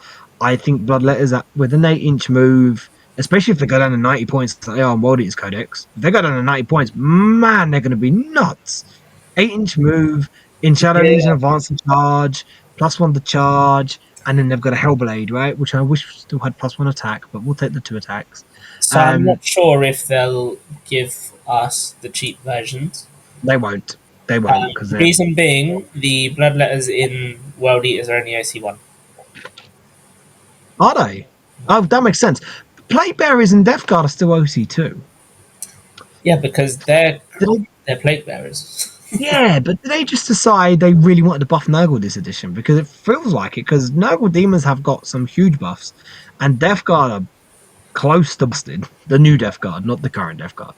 Um, but yeah, so yeah, I agree. It's the same reason, because I think Emperor's Children Demonettes are cheaper than ours, but they're also OC1, right? Is that Yeah, right? I think so. 190 AD. Um, I mean, I would like to see Bloodletters come down another 10 points, but I think Shadow Legion makes Bloodletters pretty good. Like I'm yet to run a list that drops below 20. Um because I just like them. They do the thing I love to have a unit that can just run up, smack something in the face, out OC something, and then die. I like that. And they Yeah, perform that role perfectly. Um they also like Lance, but if you don't want Lance, you could take a Bloodmaster. I was running for the first few iterations of my list, Bloodmaster with Leaping Shadows, and a 9-inch scouting, 8-inch moving, advance and charging, +1 to charge, Bloodletter unit with especially Renmaster um, support. It's pretty good. yeah, Um, yeah, and also I think the best part about him, which I think goes under the radar so much, is the Sixth consolidation in combination with their new. If you're not a monster vehicle, you have to take a desperate escape to fall back. I caught so many people out with that, just tagging things and going, Cole, I dare you to fall back. Um, it's just quite funny. And then, because it's a real mental thing, because a lot of opponents go, oh, I don't really want to fall back this unit, because if I roll ones and twos, I'm dying. And I'm like, yep. Um, it's great, but the 6-inch consolidation against some armies is definitely a curse. oh, yeah, I mean, yeah, you don't want Because a six against combat armies, into world it eaters. interacts really badly with the whole. Yeah. You have to go into them if you can. Yeah, agreed. You don't want to be 6-inch consolidating into a bunch of exalted 8 bound or I don't know, think of something Anything that can else. kill the unit, basically. Anything that can Which is hurt not which significantly. is a fair bit because bloodletters are not that tough. Exactly. Um the amount of time people go to me, oh, what are they like T5 2 wounds? I'm like, behave. Then T4 They 1 wish wound. They're they were like, big errors. I wish it. So do I. That's what I say. I say, don't upset me like that. I wish they were. And they're like, oh, they're a lot squished than I thought. I'm like, yeah, they're not tough Yeah. at all.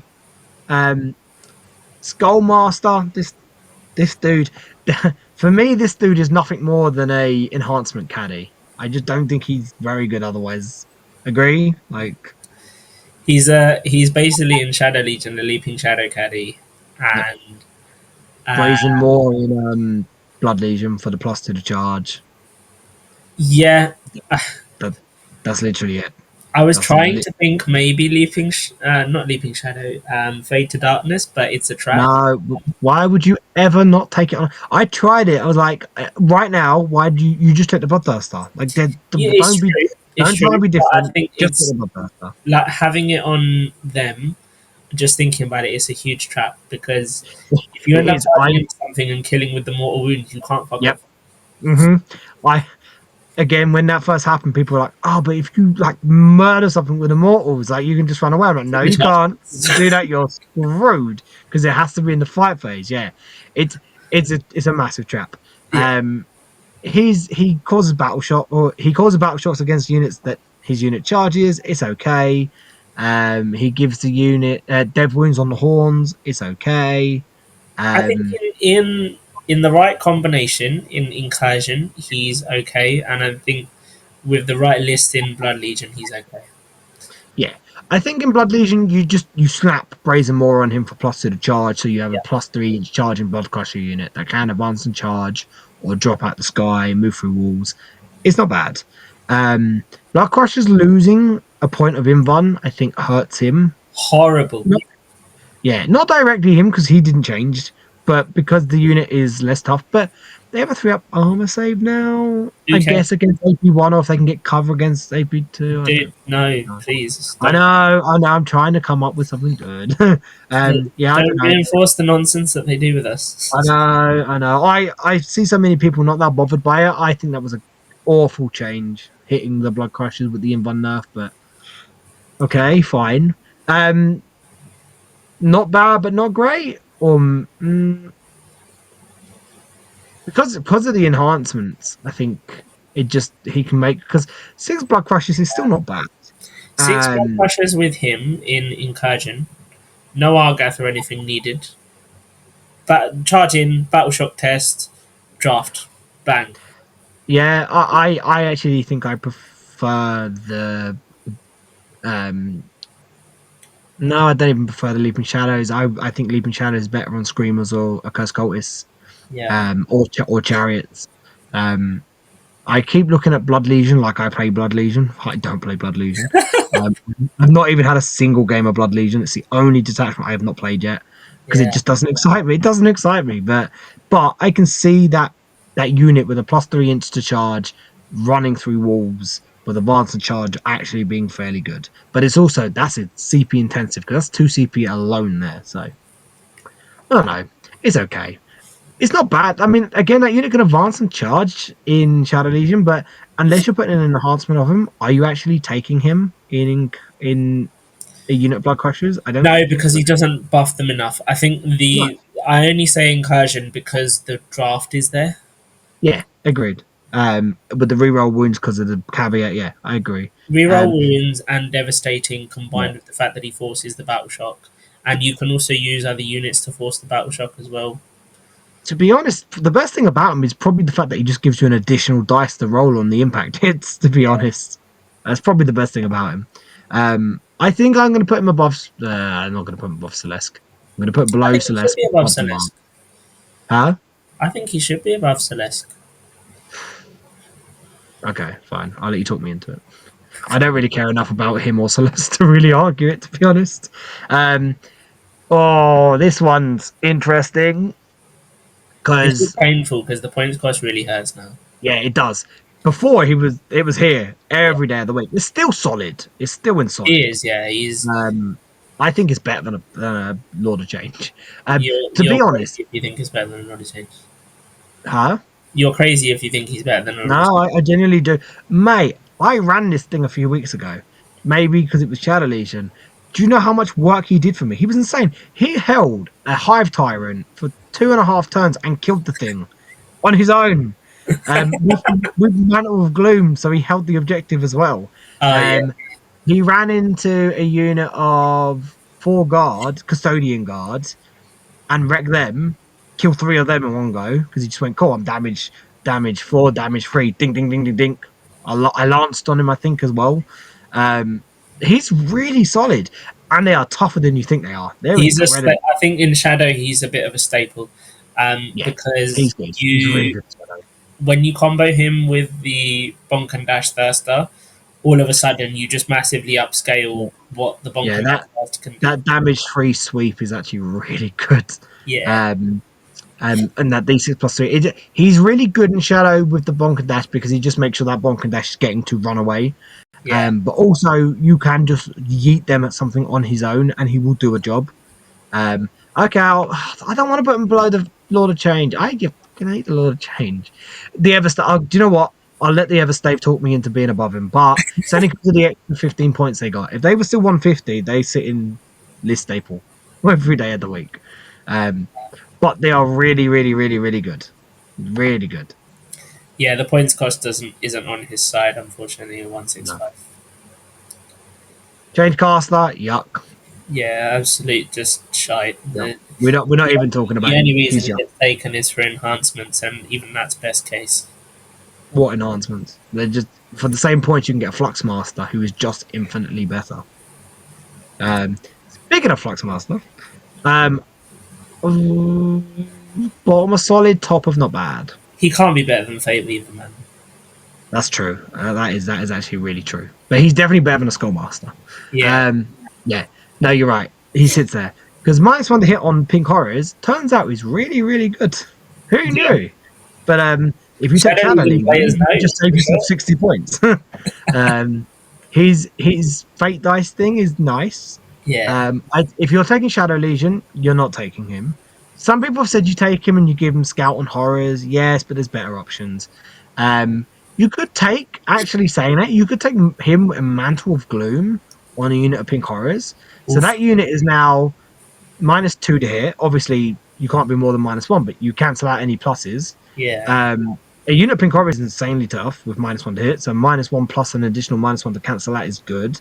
And if your opponent wants to get into combat with you, or if you just want to tag people up on objectives, you go, cool, you're -1 OC and I'm OC2. Maybe there's an argument there. That's actually something now I've convinced myself I want to test Tarpit. out. Tarpit objectives Yeah, I properly. actually want to test. I've just talked myself into the testing the Flux Master out. I'm going to test that out because I actually like that. Yeah. I think that's probably the only use in Shadow Legion. In Scintillating, they're good. They can take the Inescapable Eye to give you extra tokens. Um, yeah, and -1 to hit horrors are great. Shadow Legion, not Shadow Legion, Incursion. You don't. No one takes Pink Horrors in Incursion right now, right? No, I just think the Monster Mash is so good in Yeah. Incursion that you don't really need the Um, horrors. I think they're just too no, expensive for what they are in and I Incursion. don't. I don't think there's a lot of space in the battle line for Incursion at the moment, and I think you're wanting to take Plague Bearers and Demonettes, Yeah. so they just don't have room. Um, But Pink Horrors and Shadow Legion are great. You don't need the Flux Master, but I've literally just talked myself into wanting to try the Mantle Gloom out, so I actually think there might be something there. We'll see. And then I think in Shadow Legion they're great. But you're right, they're not better than Fate Weaver. I forgot Fate Weaver was down here. To be fair, I still don't like Fate Weaver being that low. I think he needs to come up personally. We will see what he's better than. Then once this is Okay, all said and done, yeah, we'll see what he's yeah, better than. fine. Cool. Fate Skimmer. This dude is really interesting because when he got the Screamer attack update, for me, they're really solid. I think in Shadow Legion, they're really good in a unit of 6 Screamers because I think 6 Screamers are amazing. Um, yeah, you and me have had this before. I think it was last year, where I tried to make it work. It didn't work. It does now work though. It's now really good. Yeah. I don't think you work in Incursion. I think there is an argument for it in Scintillating, but I do think it's fairly decent in Shadow. But I think you're only taking it in Shadow if you're going to put Leaping Shadows on him. Otherwise, probably not going to take him. But I do think he's good with it. Um, Put leaping on him and yeet him forward. You should, with all of the combat attacks plus his shooting, kill a 12 wound vehicle with a threat armor. yeah, yeah. So it's fairly solid. For the points cost that you're paying, it's not bad. No, I think he's solid. He's also a lot of attacks in the unit. Yeah. Not a lot of attack, a lot of wounds in the unit. That unit in Shadow Legion is actually a real pain in the butt to deal with. Um, I had them rock into a unit of wardens with the Feel No Pain up and kill 3 out of the 4 of them, which is really good into wardens. I think. Um, Yeah. that It's was really with good, but that sounds really lucky. no, that was with reroll once from Be'lakor. Okay. and Lance. Um, so I buffed them, but reroll once from Bellacore and Lance, plus Yeah. obviously lethals. Yeah. Yes, that's what helped. It Yeah. wasn't lucky; it was the buffs. If I didn't Yeah. have those buffs, I kill one and a half maybe. Yeah. But getting three of them, sadly, the Blade Champ and the one dude then killed five of the six Screamers afterwards. But we don't talk about that bit. But I still think that was great. Yeah. I really like it. I really like him. I think he's, oh, I think he's better than Karanak. Um, Okay. maybe not the Skull Taker. This one's a hard one. You don't agree with me. I can hear in your I, tone of your voice. You don't agree with me. I don't think he's better than Karanak personally. Have you played him yet? No. Okay. I want to put it down to that because I have played him. I'll give you it. I was not expecting him to be as good as he was. Okay. Um, I'm going to put him above Karanak for now Sure. because but then I've not played Karanak this edition. No, I have. That's a lie. I played Karanak a long time ago when he was really crap and realized he was really crap. And you But I've haven't played obviously him not when he's played. really good. Huh? You haven't played him when he's really good. No, because he's only been really good for a week. Yeah, A exactly. week. A week. Literally, not even a Literally, week. Have yeah. you even played him yet? No, No. no, Exactly. no one's bloody played him yet. I haven't played a game Oh, since. there'll be someone. Oh, there'll be someone. Um, Exalted Flamer. Oh, That silence speaks a lot. I don't know. People are taking him in lists that are doing well, and I'm like, don't get me wrong, he's okay, but I don't think he's amazing. Like he's -2 move, shoot, move, charge thing is nice, but it's only on a 4+, and it's only against infantry. he's 65 points, right? Now, tell me in Shadow Legion why you wouldn't just have a squad of three flamers instead of him. Tell me in Incursion why you wouldn't just have a squad of three flamers instead of him. Like, I don't get it. I don't get what the obsession is. The whole, like you I say, agree. it's a chance at making something -2 move. It's not that impactful, man. Come No. on. Like for what you want to be, if you're taking Monster Mash, and you're taking a lot of damage units, and you're limited on what else you can take for your scoring, he's automatically going to become a scoring piece because he's cheap enough. Hmm. So why would you not just have three flamers instead? Exactly. You just take two flamers, and then you're not opening yourself up to potential assassination points. Um, yeah, and yes, he gives the unit advance and shoot, advance and shoot, and the unit of screamer flamers, maybe six, and him in scintillating has a bit of a place, but I think that is literally it. I don't get why people are taking him in shadow. I think him +6 in Shadow is a bit like the Screamers. It's well, the Screamers actually kill stuff, so it's not like the Yeah, but Screamers. screamers are infinitely better than flamers. Flamers are They good are scoring pieces, but exactly, screamers are but just infinitely better. like the flamers plus him just become a solid brick, basically, of loads of tough wounds to park somewhere. Yeah, I mean, yeah, but But you have better options for that. yeah, So I, I I I'm think gonna he's below mask, man. That's really harsh on the mask. agreed. Okay, we'll put him there. I think he's still better than the blue scribes, but I And he mean, just I'm does it not. cheaper. I'm not saying he's bad because I don't think he's bad. I think he's okay, literally okay. I just don't get. I'm seeing some people really hype on him, and I don't get it. I played him quite a few times. I'm like, he's all right, but I think I played about 10 games using him. Do you know how many times his -2 thing came up? Twice. Maybe once, maybe once, maybe twice, but I think it was once. Yeah. Um, the advance and shoot on flamers is not bad, but like if you're taking him in scintillating, maybe, but in shadow and in incursion, where they're going to be most of the time dropping down, and again, I just think you're right. Three flamers is just better than him. So, Yeah. um, right here's a really interesting set of characters because their value fluctuates, I think, more than most depending on their detachment. Yeah. So you got the Foxbringer Obviously, the Box Springer gives crit 5 to his unit of Plague Bearers, and he gives -1 battle shocks to enemy units within 6 inches of him, which normally you couldn't give a shit about. Except in Plague Legion, it's really, really, really good. And some people said, "I like." He said, "Nah, you don't need to take it. Trust me, you do, because you run into Space Marines, you run into Custodes, and then you just feel sad." So he actually helps out massively. Because of him, I ended up in my first game of Plague Legion. I killed 4 Blade Guard. Um, oh Christ, Blade Guard, Sword and Shield dudes. Yeah, Blade Guard, whatever they are. Blade Guard veteran, no, whatever the name is, I can't remember. The I Blade am a Guard dudes. great god, man. Plus 2 aggressors, plus 3 scouts, plus what else did I kill? There was something else. Because his -1 just meant he kept rolling sixes on his battle shots. I'm like, cool, that's sorry, rolling -1. Either way, with the shadow plus his -1, it was just about failing. It was helping. Um, the crits are not bad. Also, for 55 points, he's 5 T5 wounds with a fire up invuln and a 5 up for no pain. Loner action monkey is what he is in Yeah, most detachments that aren't Plague Legion. yeah, I think he's a good little action monkey.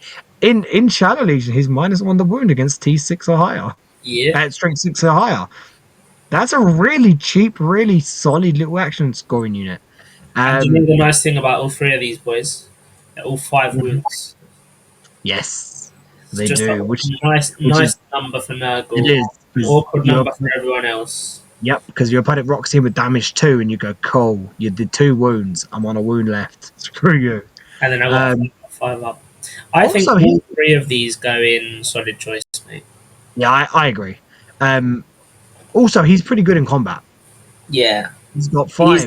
He's the best of the bunch in combat. Yes, he is. So where do we put him before we move on to Bar Piper? Probably here, right? Yeah, Mm, I'm hesitant yeah, to put him above Karanak for now. yeah, I agree. The -1 is good.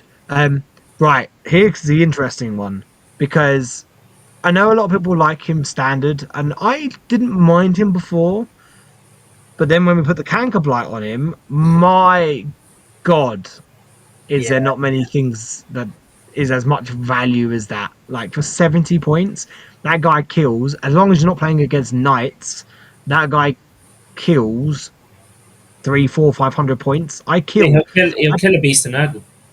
Yeah, I played against Death Guard. I killed 7 Death Shroud with him alone. Yeah, exactly. That's nuts. Just Like, like failing battle shots. yeah, Yeah. I think because of the Canker Blight, I think he goes here, right? Because of Canker Blight. Yes, yeah. I'd say I so. don't think he sits above the Ren Master, but I think out of all these little characters, I think he's probably because of Canker Blight. Take Canker Blight away, he probably filters towards the bottom. But Yeah. I think Canker Blight is just it's amazing. And then the Scrivener, he gives the unit sustained hits, which when you combine that with already having lethal hits and then crits on 5s and Plague Legion, it's actually not bad. And then if you pop +1 damage from Rotogus, it's pretty good. But I love the OC3 on him. Oh yeah. Again, I've been looking. I've been trying to think of some different things, and like I just said with the Flux Master, I've been looking at how can I run him in incursion, not incursion, in shadow. I looked at leaping shadows on him. They move up. They can stick you to objectives turn 1. They can move away. A bunch of OC. Mantle of Gloom means that unit is going to beat anything out on an objective. But I don't know if they're as tough as a unit of Pink Horrors with a Flux Master. So, um, but I think they're good. I think out of the 3 of them, they used to be my favorite. I think they have. If you're looking at Plague Legion, I think they're the bottom of the 3 that you want to take because you're always taking a Bile Piper or Canker Blight, always. And then I think the Poxbringer just with the -1 provides you more use than the Scrivener. But I do think the Scrivener has use that OC3, that +1 OC for OC3 on Play Berries is good. Um, Yeah, I agree with you though. I do think he's bottom of the pack now for them. Not just even in Plague Legion, because I think if I look at the other detachments, I think Biopiper is probably generically the best one to lead Plague Bearers because of the fight phase battle shock. And that is just decent tech. If someone And the comes move. along that you That's can't what out move. OC just by putting more models on it, Yeah. then you just go, cool. I'm going to get within 6 of you with Piper, take some battle shock tests. Also, that's really good to try and stop interruptions as well. Yeah, exactly. Because if you plonk him right in the middle of two combats, um, say you've got Scarbrain go into a really good combat unit and a unit of I don't know Crushers or Bellicor, you're like I really don't want an interruption here. He sits in the middle, hits Yeah. one of them, and then you're like, cool, I can just start now on the other one. So I think that's pretty good. Yeah, I think he for what is he 55 points? Like for Slopty. 50, yeah, 55 Yeah, points, right? Slopty, Yeah, soft. because he's 70 with the Canker Blight. 70 points with the Canker Blight is insane value, but 55 points as well. He's good. He's solid. Yeah. He's a good little annoying piece. Um, Transweaver, I like her. Considering we didn't used to like her, I like her. Um, only because she doesn't get the unit fights first anymore. They just have that. She's Yeah. still got the really stupidly weird. At the end of your movement phase, you pick a battle shock unit. Obviously, you can kind of work around that with excess and eclipse and all that shit. Not eclipse. It's at the That's wrong time, that ability.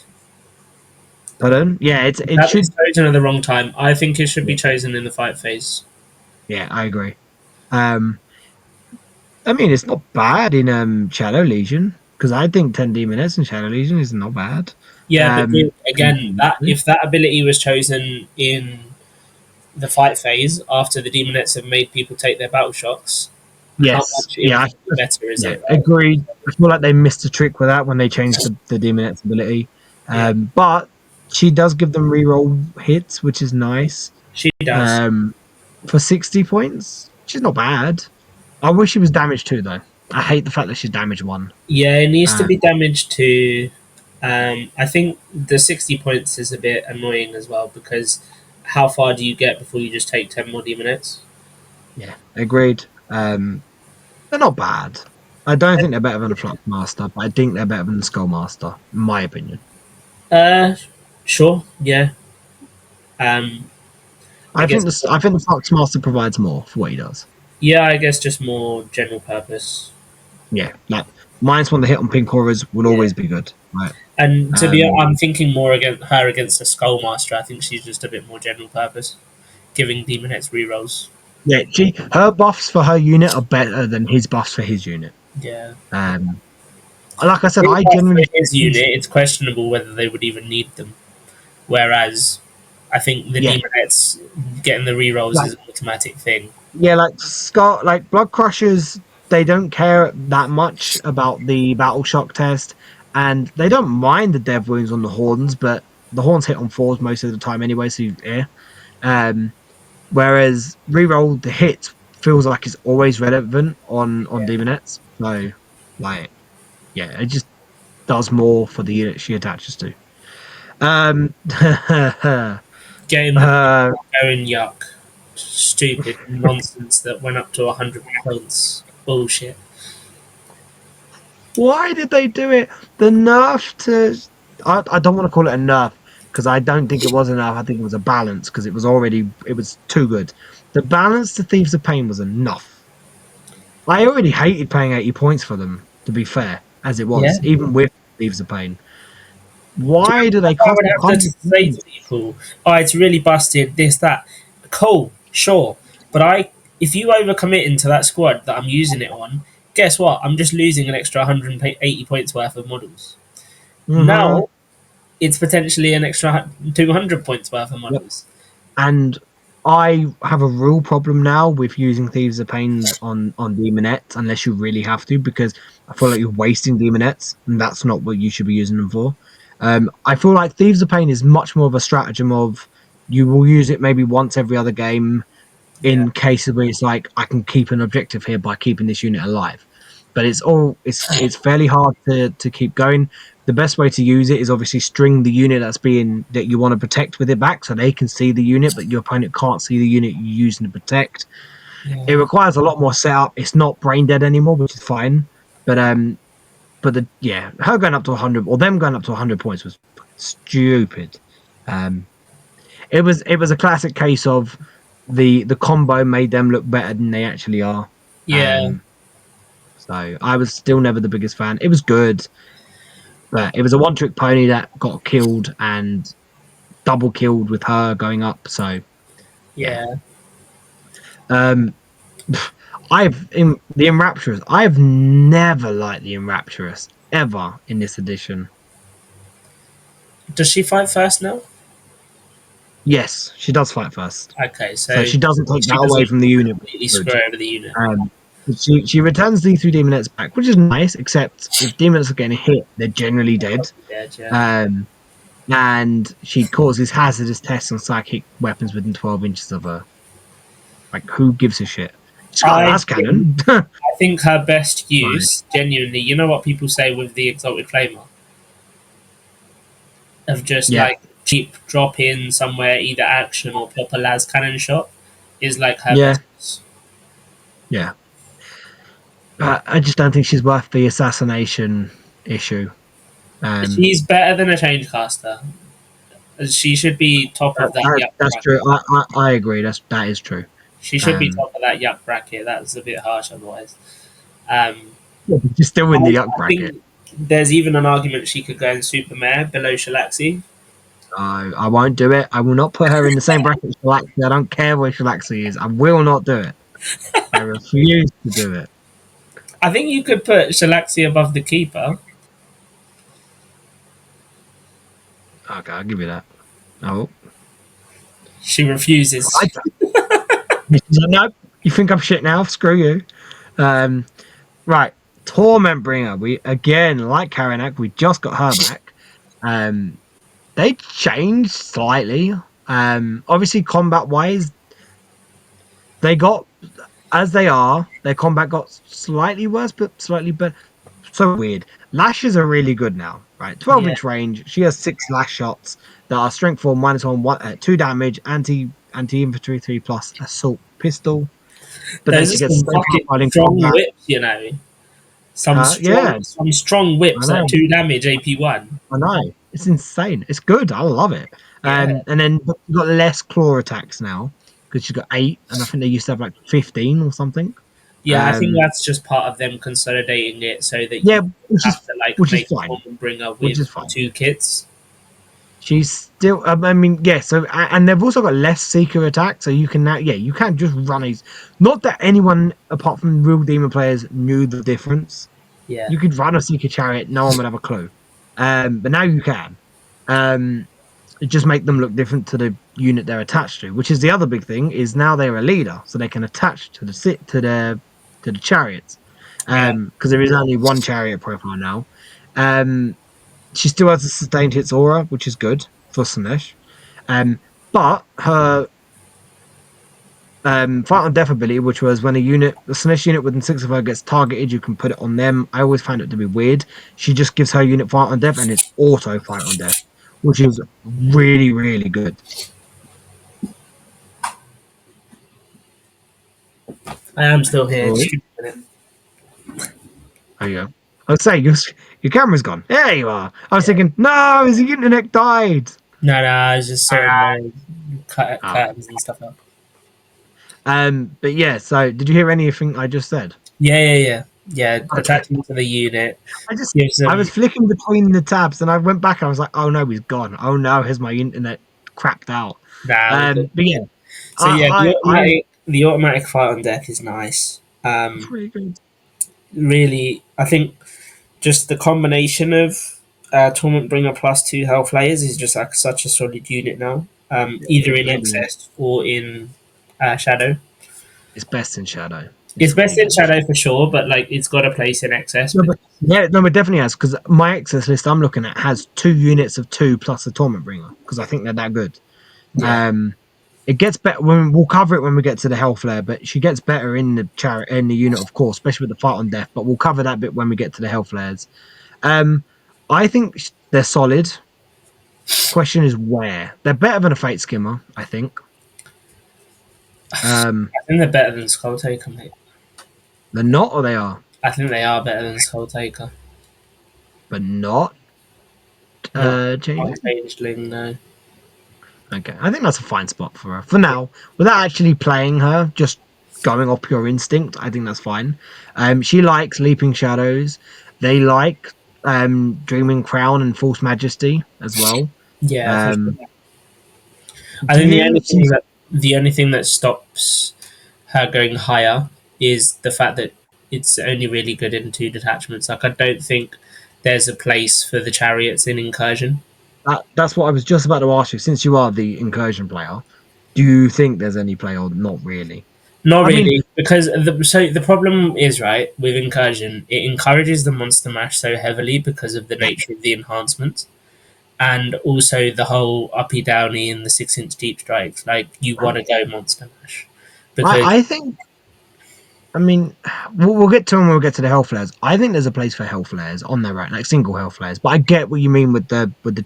chariot, So like that's unit. what. So I Hellflayers, yeah, but there's a Oh, world where Hellflayers could go above Torment Bringer in the yeah, rankings here. I agree. But if we're looking at the Leaping Shadow unit or just bigger units with the auras for excess, yeah, I like them. I think they're solid. I wish they were a little bit cheaper. We Yeah, are still in characters. We have been doing this for nearly 2 hours, and we are still in characters. yeah, because What we've the? got about 40 characters. Yeah, I know, I know. Right, these two we're just gonna slice through. Demon Prince on foot, bad but not great. Right, there's some use for them. Um, like I think Improbable Shield and Scintillating Legion's okay. It's better than the I actually winged think one. her. It's better than the winged one. Um, no, the winged one's better. I think the Really? winged one's better. I think so. I mean, it depends on the iteration, right? I think a footprints with Droning Shroud in Plague Legion is really good. Mhm. Um, you I don't think there's a good foot demon print corn prince, and I don't think there's a good Snesh prince. There is a little bit of an argument for a Zinch one, and there is a good one in Plague Legion. um the winged prince, the corn with Argath is good. The winged one in Plague Legion with Font of Spores is okay, is decent. um Sneshi princes are just not good, so we don't talk about them. And obviously Neverblade Zinch prince in scintillating is really really good with the wings. Okay, fair. Yeah, you're Yeah. okay. It is all enhancement based, but yes. Yeah, To be honest, they're probably nah, I think the Wing Prince is slightly better, but um I've put them there, but I actually think they're better than Skullmasters. Um there. my issue with them is how far do you get putting enhancements on those guys before you just take greater demons? It depends. So Argath on the Wing Prince, it's just a cheaper Bloodthirster, right? Like you can just take a Bloodthirster, but if you want to just have more points somewhere else, he's not a bad budget. Um Neverblade is always going to go on a Wing Prince over a Lord of Change because you Yeah, never put it on the 100%. Lord. Um, Spores on the Wing Prince, I actually think is better on the Ground Clean one, but I do think Droning Shroud is probably better on a Footprints. Yeah, Um, that's how Lawrence was running it. that is Lawrence convinced me of it. At first, I wasn't. Lawrence convinced me of it. Um, yeah, obviously can't take him Shadow Legion, so that doesn't matter on anything. Um, I think they're fine in the middle of not bad but not great. Yeah, fair. I do think Wing Princes though have potential with some of the enhancements. Like that Never Played Prince is really good, really good. We're about to get more stuff going in list staple and solid choice. I think Yeah, Rogers needs to be bumped up a little bit. 100%. Well, we're out of the characters now finally, so now we should kind of get through this a bit. Bloodletters, I think Bloodletters with the +2 movement, and I actually prefer the no fallback ability. Like reroll ones was nice. There wasn't always that the amount of times they were getting the full rerolls against half strength was not often. So I think that this ability just has a little bit more play. The don't Yeah, fall back and take desperate escape. I like it. Um, and obviously in Shadow Legion they're just really really good. yeah, Um, I mean they're solid, right? I think 100%. They gotta be, I think, ahead of the Bloodmaster, just behind Chicken. oh, Yeah, agreed. and which is weird to say that because we were not fans of these guys before, but Mate, um, listen, the +2 movement and Shadow Legion alone has been. 100%. Yeah, they're really good in Shadow Legion. Um, I think we're gonna have a bit of a disagreement now because I feel like we differ on this unit quite a bit. Me positive, you negative, right? You've No, never been a big. Oh, I thought I you like weren't a big fan of them. I like them. Oh, I love them. I think they're amazing. Um, they are best in Shadow Legion, obviously. Yeah, Um, they're still solid in scintillating. I think you need them for scintillating because they're the only thing that's Zinch that gives you. That's a lie. Zinch is actually tougher than you would think.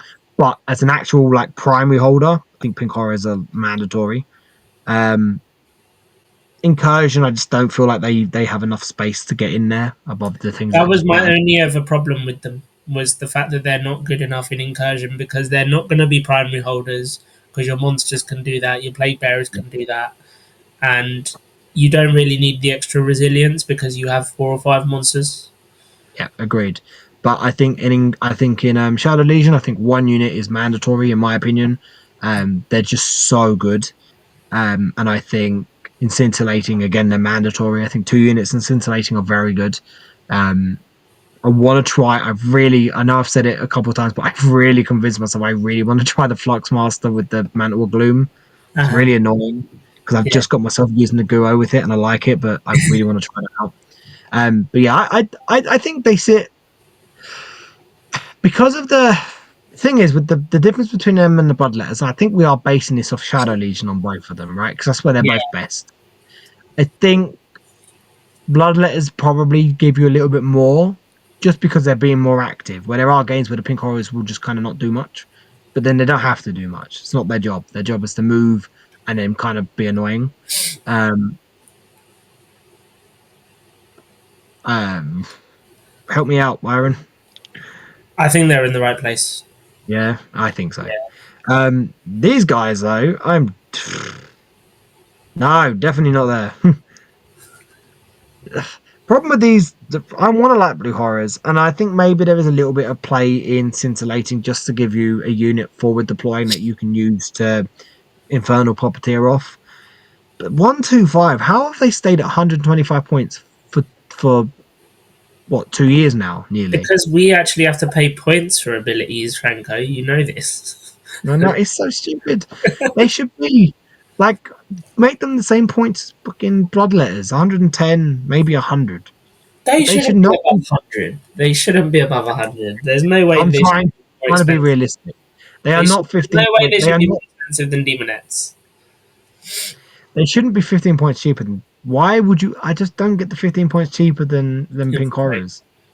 It's the only reason. Like, yeah, Infiltrate's good, but is it that good He's to warrant genuinely them to be? It's good. No, it's really good, but I don't know. I want if these guys were like 100 points or 95 points, I think you take like 1 to 2 units.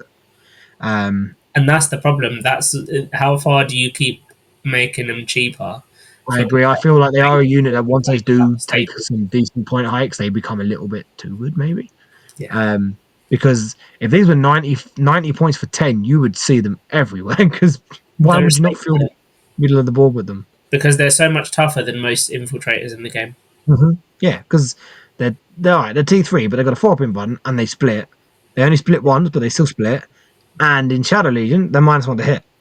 Like, And you also have to take into account that the starting footprint of the unit is quite tiny still, despite yeah, being yeah, very. because they're all on 28s or 25, whatever that small base is. Yeah, they're Like on you 20, can you can 10 really compress 25s. that unit. Yeah, you can Yeah. compress that unit a lot to fit into gaps and to But you little can small equally, like, spots. if you want to screen a lot with them, you can also stretch it a lot.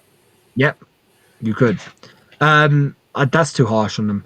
Uh, It is. I think they're better than Princes, personally. yeah, I agree. Um, their points is what holds them back. If they were to drop 25 to 30 points, they would shoot up a bit. Yeah. Um, yeah. I kind of So wish the Master could infiltrate if he joined I them. know that's the other problem is the characters then stop them doing the whole point you're taking them. Because if you're going to attach a character to them, pay 15 more points and take Pink Horrors. Like, Yeah. yeah, it's annoying. The Flux Master should have. infiltrate, but he doesn't. Plague bearers. These guys are just. Do you? I mean, it's still a thing. But do you remember when the Grotmus detachments first came out? The first thing everyone put in the Khorne, the Zinch, and the Sineshi detachments was plague bearers in all Yeah, three detachments. yeah. Um, they're It's always amazing. the case. Sticky. The only my one problem with them when it comes to Shadow Legion is Colwys do the same job but cheaper. By half. That's Obviously they're true. not as but But I in think that's the every only reason that you don't. I just think if you're going to take them, take Hollis. But they're still not bad because they're still -1 to wound against strength 6 and higher. Um, yeah. and I still think they've got uses. In incursion or in every other detachment, they're mandatory. Every other detachment. So that's why I Um, think they need to go and list staple because yeah, like, I agree. I agree. I agree. and I even mean, in Shadow I'm Legion, right? one of the I biggest get what supporters you're of that. saying about just having two squads of cultists, but think about it. Those two squads of cultists are just as many wounds as them. They are less toughness, don't have an invulnerable save. The Hmm. the good thing is the fact that it's two units. They're also Yes. less OC. And plague bearers Yeah. are stupidly tougher. As 10 Mhm. of them is still tougher than way tougher than 20 cultists. Look, I am not slagging them off by any means. I love Playbearers. They're amazing. But I found myself, probably through it me being inept, having them sat at the back of the boards. But a lot of the time being like, shit, I didn't uppy downy them. If I do that and I forget to uppy downy cultists, okay, who cares? They're 10 cultists. But for 50 points, a unit that can stick you the back and screen and then uppy downy, like that's a steal. Um And then the job I'd want Playbearers doing in Shadow Legion, Pink Horrors do better, in my Yeah, opinion. that's fair. Um, but they're still really good. You can still take them. In Incursion, they're amazing. In Plague Legion, they're obviously bread and butter. You're taking 30. I know some people like Lawrence, and Lawrence has a lot of pedigree when it comes to Plague Legion, so I like respect his opinion massively. He likes 20. Yeah. I prefer 30 plus.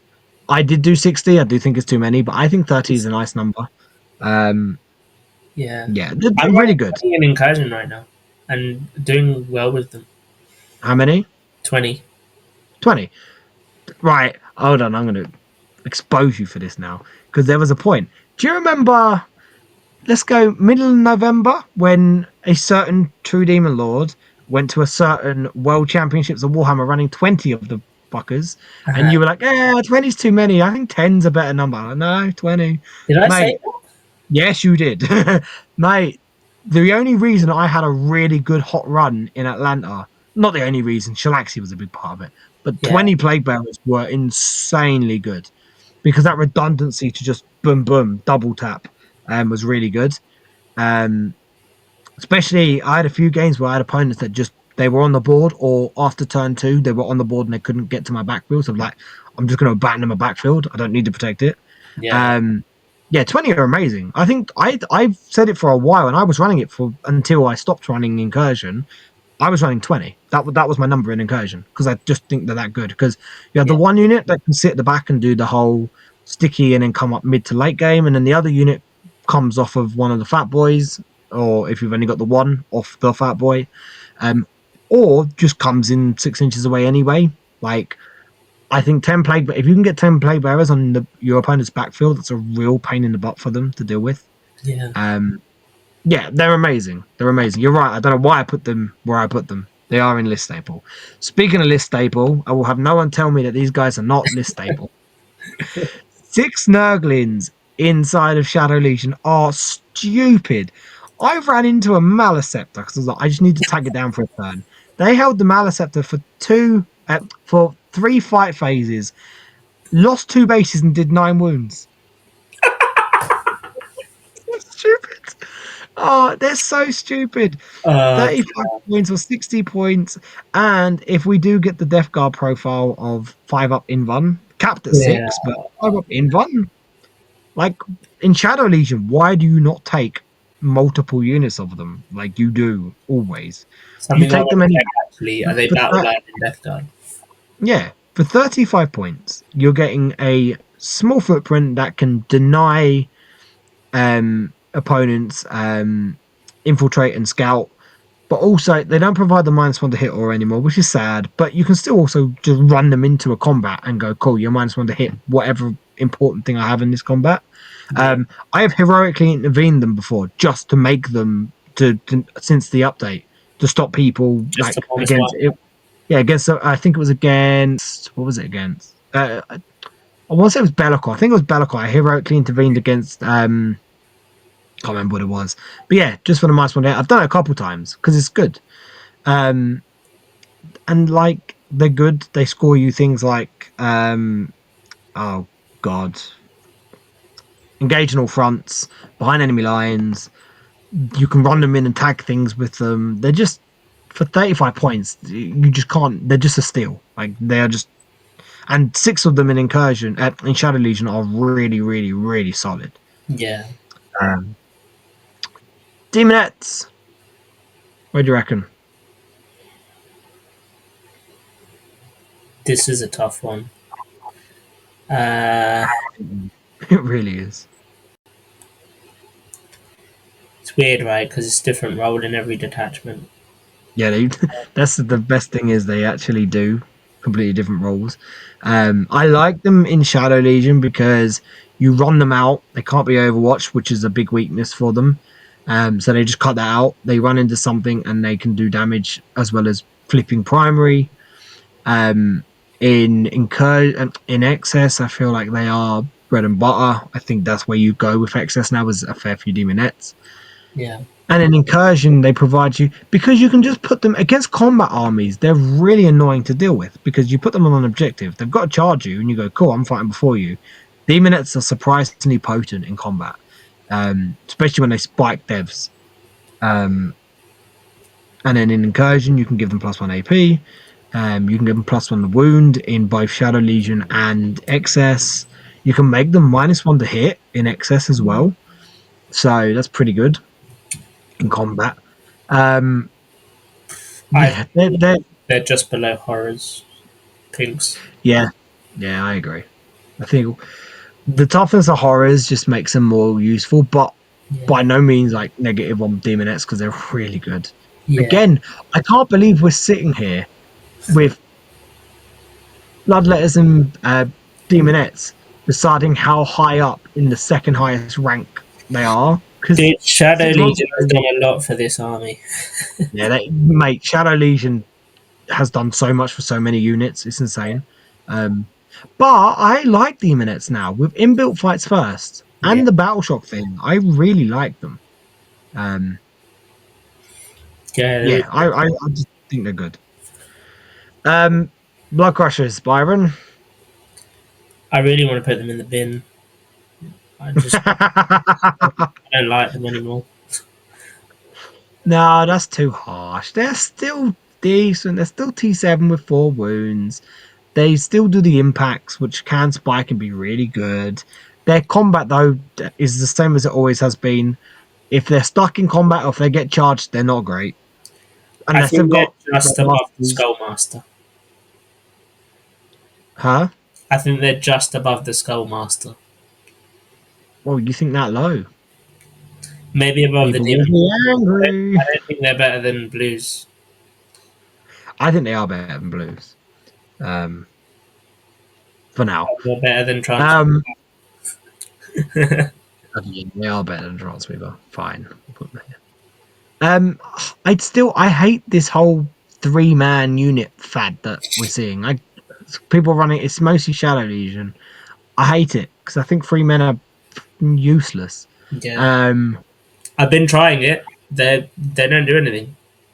no, I know, but that's not new though. Mate, But that's what made me change from that to 20 Plague Bearers in my current list. yeah, because this is what you said to me at South Coast. You were like, "Oh, I'm running 3. I like it." I'm like, "Why? I don't see how it's that good." But Well, then I against guess the it just armies I played against at South Coast, they were solid.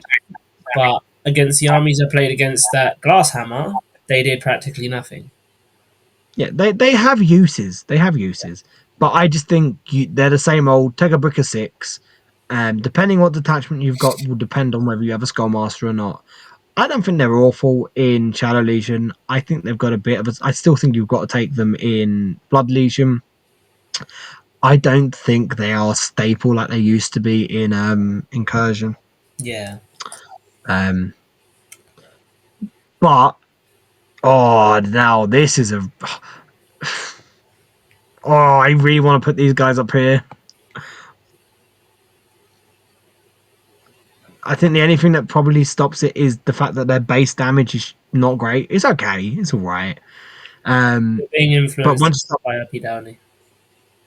put it, the uppy down, but it's free uppy downy.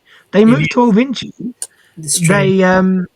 They're actually not bad if you start stacking. When you stack Grandmasters on them, if you give them Lance through Shadow Legion, they're really good. Um, Maybe I'm being a little bit too thingy, but I think they're high up on solid choice. I think that's the right place. They're above the chicken Yeah, I because they'll think so. probably be in They're taken really in more lists than chickens. I think they're being taken en masse right now, just as like the de facto scoring piece for most people. yeah, they're really good. Um, they're just a really good scoring piece, a Yeah, really good a really good unit to play the game with, right? Um, yeah, and I think so also with the buffs that Karanak's received, like we were talking about earlier, stacking them with Karanak and a Ren Master and all of that is just makes them a solid combat unit as well. yeah, um, yeah, they're really solid. Skull cannon. I want to like it, um, but I think this is probably just below a keeper. Again, that silence speaks. Yeah, I don't really know what to do with them. Like Yeah, it feels like they're supposed to be okay in incursion, just so that you can sit them back, shoot stuff, trigger battle shocks, and try and get draft. They're reasonably tough, just like a Ren Master, but they're cheap. The problem is the output from that skull cannon is nothing. Um, so you're literally using them as a tough piece that triggers battle shocks. hmm So how important is draft to you? I don't think if you're running Monster Mash that it's important at all, and most people in Incursion would be running it. Um, in every other detachment, how much do you need the extra battle shocks? Plague Legion doesn't really need them. I, I don't. So this is the only argument where I feel like people like them is for Plague Legion. I just don't. I think they're overhyped. They've. I like to compare them to Havocs in Shadow Legion. Yeah, Is they have a role that performs you would think well, which they yeah, kind of do ish, but they're just overhyped. Like they don't. Yes, okay, you can cause some extra battle shots, but you can cause loads of battle shots with Nurgle shit anyway. Like you are not short on battle shot tests. yeah. There's no damage there. Like their shooting's okay, their combat's okay, they're tough ish. I think my issue with them is they're not a good fundamental unit. They're a tech piece, and there are so many other tech pieces that you take ahead of them. There's just too many things that are better than them in the index that Yeah. they're just they just lose that argument most of the time. Yeah, like the whole battle Um, thing, they're 95 points. Why would you not just have 10 demonettes for 5 points more and charge exactly. trigger battle shocks? With Because they actually more do. OC, yeah, more OC, more potential damage. Agreed, 100% agreed. Yeah. Um, Flamers.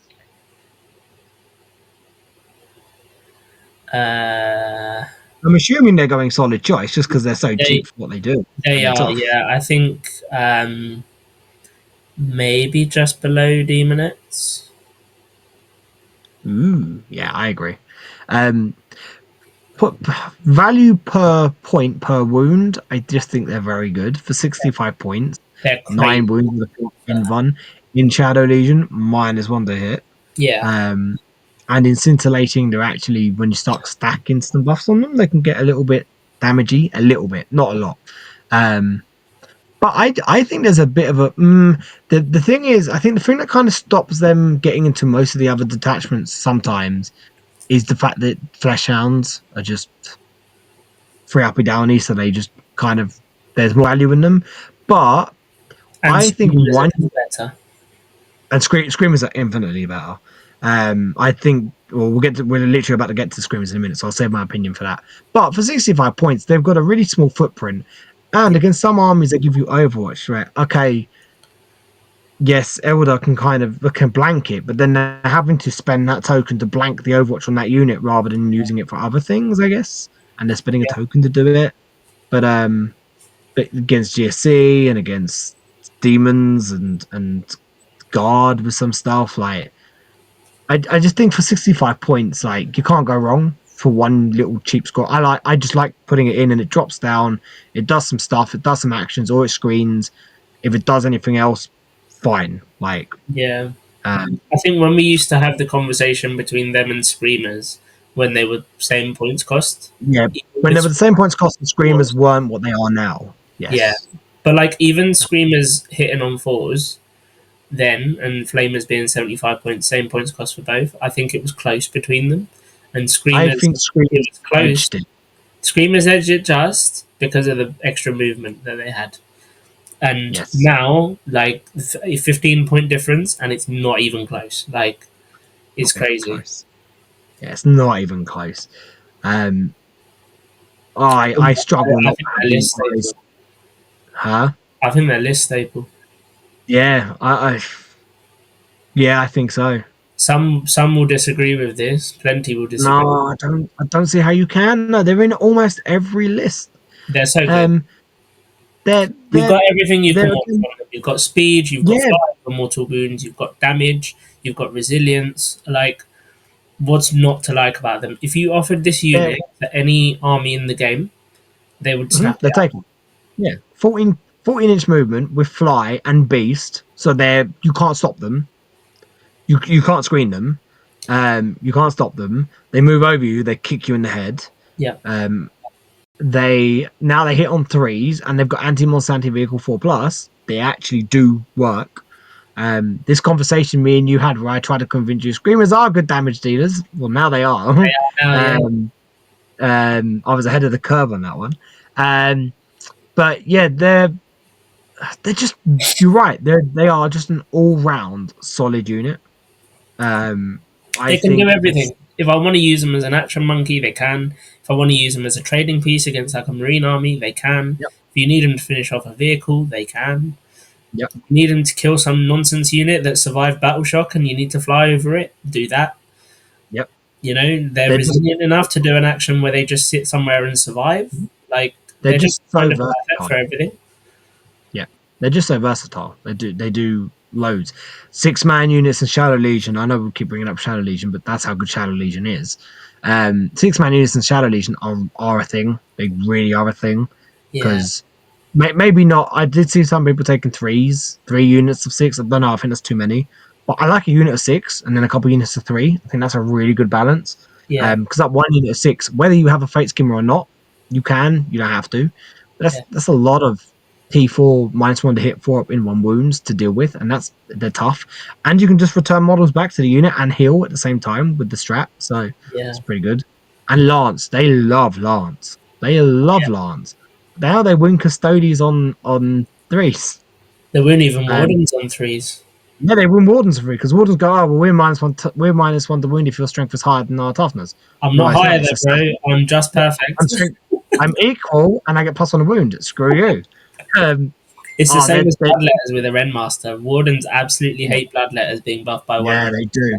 Oh, I did that. I ran in. I had a unit of 10 go into. I think it was guards or whatever it was. Again with the Ren Master and then the Lance, and yeah, they're just so good.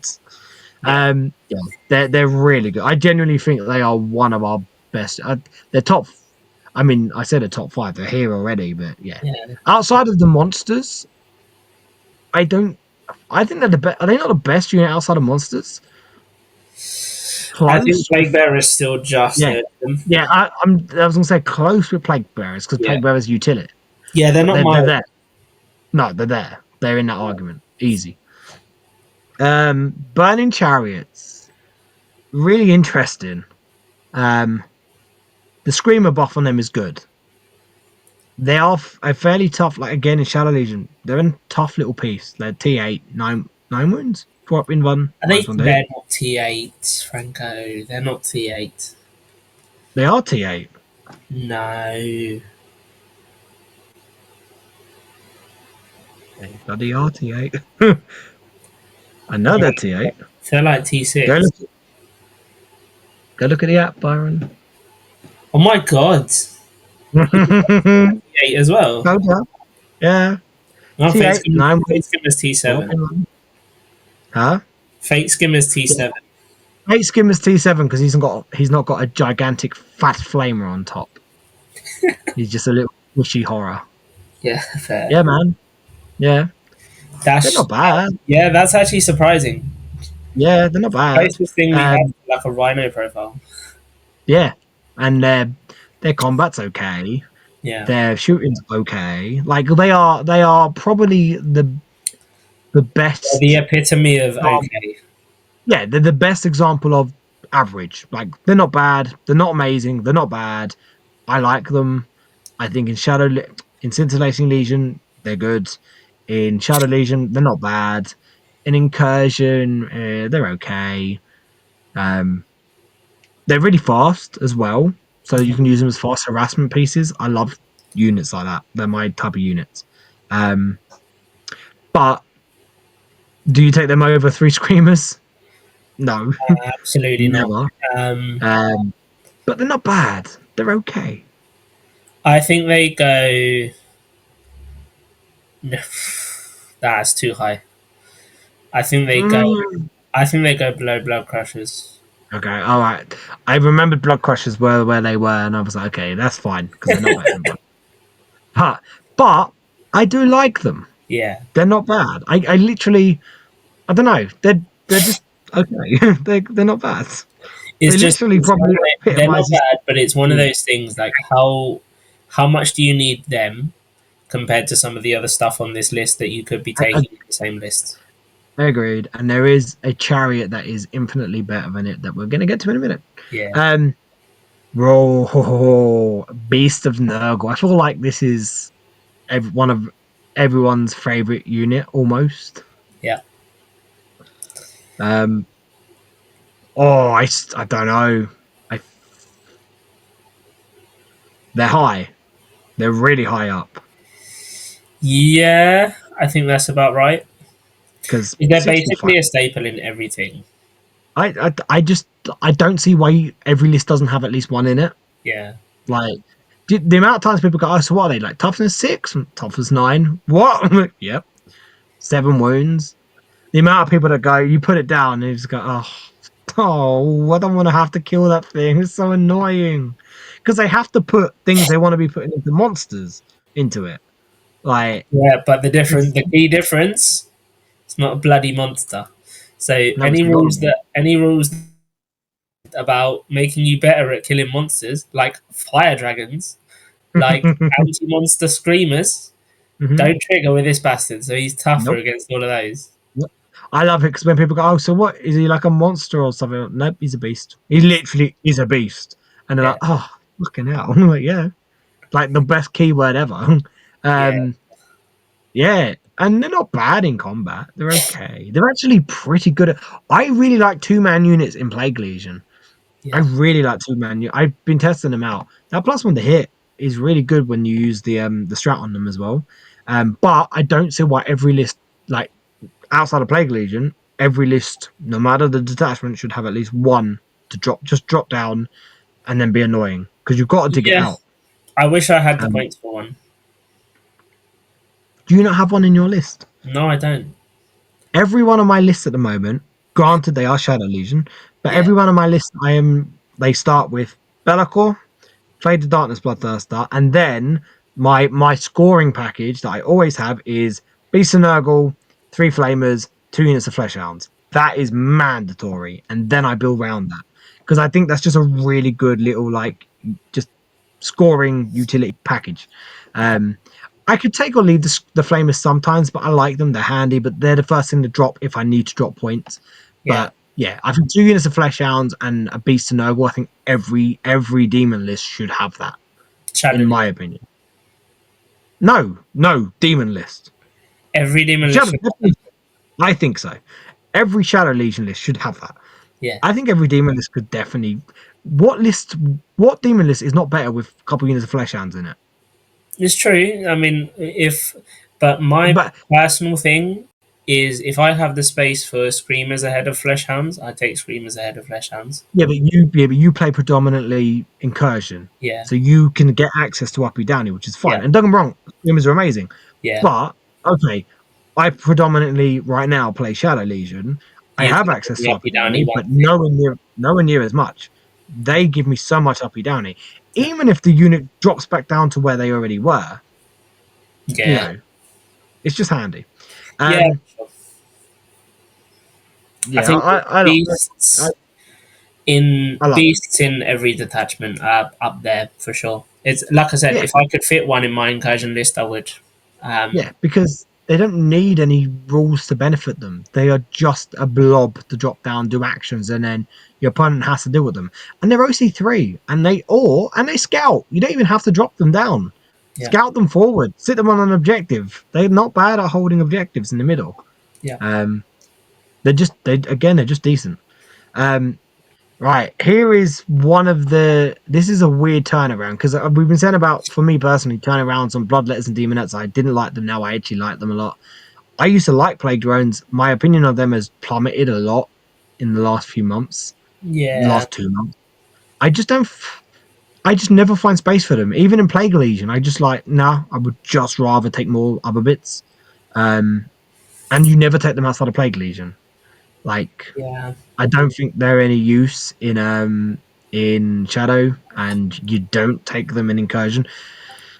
Maybe if you're taking Soul Grinders, if you're taking triple Soul Grinders or double Soul Grinders in Incursion, maybe you take them. But I feel like that's the only time. What? Yeah, Because you want the but reroll wounds? yeah, but even then, I'm not a big fan of them anymore. No, I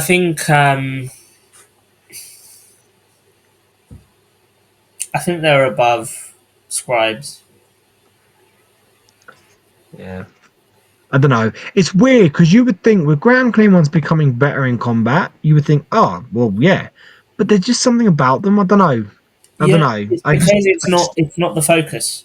So like the great and clean ones being better in combat is a bonus for them. It shouldn't be their like be all and end all. Yeah. So Yeah, I agree. The you combat don't isn't really really what need they're. them to buff great and clean ones. If anything, you want to buff Plague Bearer combat, at which point you do in Plague Legion. Yeah. Um, but in any other situation, I think Plague Bearer combat is incidental. It's like a Hmm. nice thing to have. Yeah.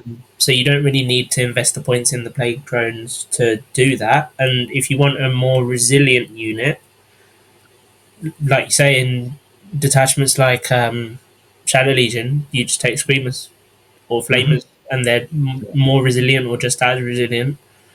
Um, the loads of wounds doesn't massively help them anymore Yeah. because you've got 3 wounds -1 to hit with 4 up in Vun. The toughness doesn't massively matter. Um, Hmm. so yeah, just I think there's so many better options to do the role They that they just have. don't. The only reason you took them was for the reroll wounds, and I just don't feel it's that necessary. I just don't feel like it's you Nah, must have it. not with the strength boost to the Gyros. It's kind of made it redundant. Exactly. Yeah. Um. Fiends. I Another think fall this from is grace. it's not a plummet of the century like No, Shalaxi and no, Keeper. no, it's not. It's not. Um, I would put them. Feeling here somewhere. Yeah, I think they're ahead of Fluxmaster, just behind Kairos. Because this is the thing is they're still useful. They still Yeah, move 12. There's still a bunch of damage to attacks. yeah. And they're not too shabby defensively wise. Um, Their core. I You like have to bear in mind their core profile is still there, so they are still a good yeah, unit. they're still good. They're just not as resilient as they were, and Well, they no, just don't make their best uses were making your monsters harder to deal with yeah, because of the because they aura. don't have But any more. I really like that aura, that ability that them and Bloodletters got. I just feel like Yeah, it's better on Bloodletters. Um, I still think they're good. I just feel like Screamers getting better just outperform them in a similar role. I Um, think they should have given them. for their points cost, the same rule that both Bloodletters and Nurglings have. Give them both. Yeah, I agree. They're -1 to hit, but no, sorry, units are -1 to hit when in engagement range of them, and then Yeah, they just do the. I agree force because they desperate. went up. They went up as And well. They also went to one. make it slightly different to Bloodletters and make both abilities work on anything that's not Titanic. Yeah, I yeah. I know they wish. don't like forcing desperate escape on monsters and vehicles. That's their big. That's DW's big thing right now. Everything that forces desperate escape doesn't work on monsters and vehicles. But it wouldn't be Yeah, game breaking if Fiends had that. that's kind of the whole. That's kind of the thing with fiends, though, is when things try to run away from them, they grab them. Like that's the whole point with fiends. Yeah. Like I imagine with bloodletters, they're just swinging their swords as things on past, but the fiends literally are grabbing you and crawling on you. That's the whole point of fiends. So yeah, I don't know. Yeah, it's a shame. Yeah, I still think they're decent, but they're still the good. I so that is why I can't afford a Beast of Nurgle in my incursion list because I'm running a unit then. yeah. Because I'm still clinging on to. I don't want to let go. I'm still clinging on to them. No, but I don't think that's a negative thing because I do think they're okay. Yeah. I think the biggest problem with them was they took the nerf, but they still were okay. It was the fact that Fleshhounds and Screamers and Beasts are in the position now with the buffs they got that they're just better options in general. Um, Seekers, I really like Seekers. I think in Shadow Legion because they're the problem with Seekers was like for me Seekers are you throw them forward they're going to block you out. That you're throwing them away, but they're blocking, they're stopping opponents from doing things. If your opponent has any kind of Overwatch, they're going to ruin that plan because losing 1 to 2 Seekers just kills your screen. In Yeah. Shadow Legion, you cancel that out. Um, I still think they're very good in Excess as well. Yeah. Um, I do think they're solid for what they are. For anyone who's watching this that has only looked at their rules in the app, go look at the index. Just Yeah, like Demonettes, they have fights first. yeah, but it's a weird one because they do have fights first in the index, but in the app they don't. And so yeah, it's an interesting one because I Which think one's right? I've run in DW, I ran into confirm, it. please. Which one's right? I know I ran into it. People go, no, but you pay attention to the app. That's where the most up to date rules are. I'm like, yeah, but is it? Because I've got my index and codex trumps rules, right? That's how it's always worked. And I know it's not a codex, but it is basically a codex. Don't know. Well, But update. They always say they right. Updates, online updates, trump whatever is in your physical book, of course. that's true. But like the Yeah, but online, we the don't have a index physical, is we don't have also a being physical book. updated online. Yeah, but So we don't have a that's physical book. We are an update yeah, technically. exactly. The whole index is getting updated. So at the same, Literally all like the at time. that point, you're arguing app versus index update. Yeah, which are Yeah. both Has that ever online. been like No, questioned? we are we. No one has ever received as many updates in an amount of time than we have ever. Yeah. It's insane. But that's the decision they got when they were like, "Oh, we're just going to phase demons out," and then realize we can't phase demons out because it's going to cause too much of an issue. Yeah. Um, but I think where do you reckon? I think that's. Lower in? Um, I think a bit more. I think they should be just behind Skulltaker. Where the fuck is Goldtaker? There he is. Yeah, I think they're around that point. Around that area, yeah. Lower end of solid, but they're good. Right, Here we go. I'm really excited to talk about this one. So It's the like a fresh Hellflare, new unit, new data sheet, yes, everyone. it is. So it's the combination of the Seeker Chariot, the Hellflare, and the Exalted, basically. But the thing that gets me most excited is the Hellflare of old, which was a month ago, never used to have because it was stupid and they never updated it. AP on the claws. It now has AP on the claws. Yeah, finally. Um, the only problem with them is they took the Invon smack going to a 5-up Invon, but for 80 points, they crap out attacks. Like they got the 8 Demonette attacks, the 4 Seeker attacks, and the 3 Whip attacks, plus the 3 Whip shots. Um, More importantly, on a charge, they get +1 strength and damage to their combat weapons. So now they're throwing out 8 each. 8 strength, 5 -1, 2 damage attacks, 4 with dev wounds, 4 strength, 5 no AP, 2 damage attacks with lethals, and then three strength 5 -1 3 damage attacks with anti infantry 3 plus. Really good. You have two of them that doubles all of that, and then you throw in the torment bringer, and that triples all of that plus an additional 3 on top of the whip. And that's what we were saying earlier. So the torment bringer is just adding you more attacks, but that's going to be, what is that, 24 strength 5 -1 2 damage attacks with dev wounds, and 12 strength 5 no AP 2 damage lethals, and 12 strength 5 -1 3 damage anti infantry 3 plus. Say That you goodbye can, to absolutely any Space Marine yeah, units on the table. you can throw lance on this unit in Shadow Legion. You Yeah, can just get +1 the wound with the False Majesty through excess.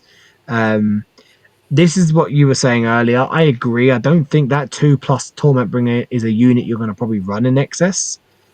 Sorry, in incursion. yeah. But I think single chariots are fine because they're good little harassment pieces They're for trading, you.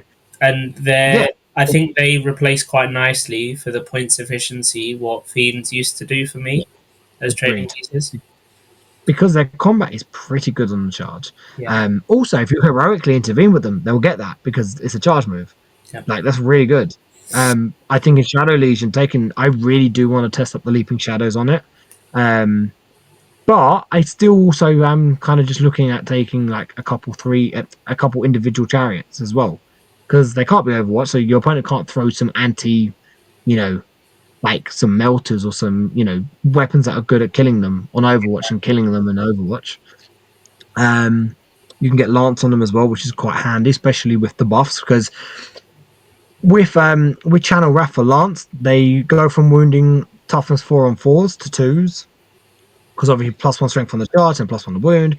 Toughness 5 on 5s to 3s. Toughness 8 from 6s to 4s. Like that's really good breakpoints. yeah, Um, I'm just so hyped about them. I can't even remember the last time I was this hyped for a unit this edition. I don't know why, but I really like them. Maybe new Scar brand. Not that I got to play them, but or Guos. I actually was quite hyped about new Guos. Oh no, yeah, and hitting on 3 screamers. I think that was actually my favorite change of the edition. yeah, But I really like what they've done with the chariots. I'm glad they gave us them back because Slanesh felt really like Legion of Excess felt so bare. yeah, I feel like I like the fact that they didn't give us because let's be real, right? There was too many chariot options. They were just a bit clunky. Consolidating them into kind of one profile, keeping the character around, I think is fine. yeah, You can take them in units of 2, you can attach the character to them, which is fantastic, and then you can fight on death.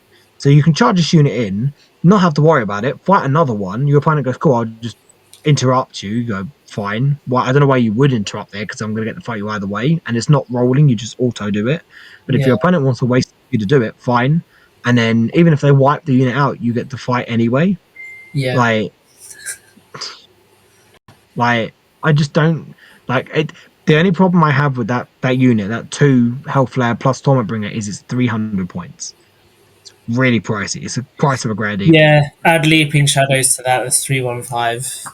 Yeah, it's 10 more points than a Keeper of Secrets with Leaping Shadows. Though it is infinitely better, I It's think. better. But Miles but better. yeah, but it's expensive. But I still think it's a good unit, especially worth testing out. But I think individual chariots, I think, are good. I think they're going to have place in a lot of lists. I think excess is going to be where you're going to get the most use out of the big units. I think they're good for excess. You need them because I feel like dropping keepers, you're going to lose some damage, and dropping 6-man fiend units. So I think a couple double chariot plus torment bringer units in excess is actually not bad. Yeah, But yeah, I think they're really good. I'm quite hyped to run them. Um, where are we putting them? To be fair, this is based off of theory at the moment. What should we just put them in front of Torment Bringer for now, uh, sure. or do you think a bit higher? Not I lower, think surely. nah. I think nah. They're above the tournament bringer. Yeah, Uh, I think they're fine then yeah, fine where because they are. They're above the tournament bringer. we are working mostly off theory with this one Yeah, and just knowledge of the faction and knowledge of playing the game at the level we do. We're kind of assuming slash guessing, but I feel like their profiles they they're going to do the job that they look like they're going to do. Um, I just think for 80 points they're really good. I feel like in the last couple of months we've got some of the units that we always, in my opinion, struggle with were some of those good trading units that we had trading units, but they sometimes struggled. Screamers hitting on threes, Flesh Hounds uppy downy, Beasts just getting to do the bits that they do now. Yeah. OC3 plus I think the now Flesh Chariot. Hounds always needed a Renmaster to be efficient trading, which is a problem in itself. And Yeah. then you have Screamers who are decent enough, but they probably won't kill some of the things that they want to trade into. Hmm. Fiends just a bit too expensive. Crushers too expensive, and they also don't kill as much as Fiends, which is weird. And then yeah, just you're right, struggling with the trading pieces. I think Fiends were the perfect trading piece before the Yeah. change, Yeah. and now they've just their role has evolved a little bit. Um, Hmm. so yeah, the chariots can definitely take that position. I Not feel being like able the to Chariot. go through walls in two of the detachments that you want to use them is a bit annoying. Yeah.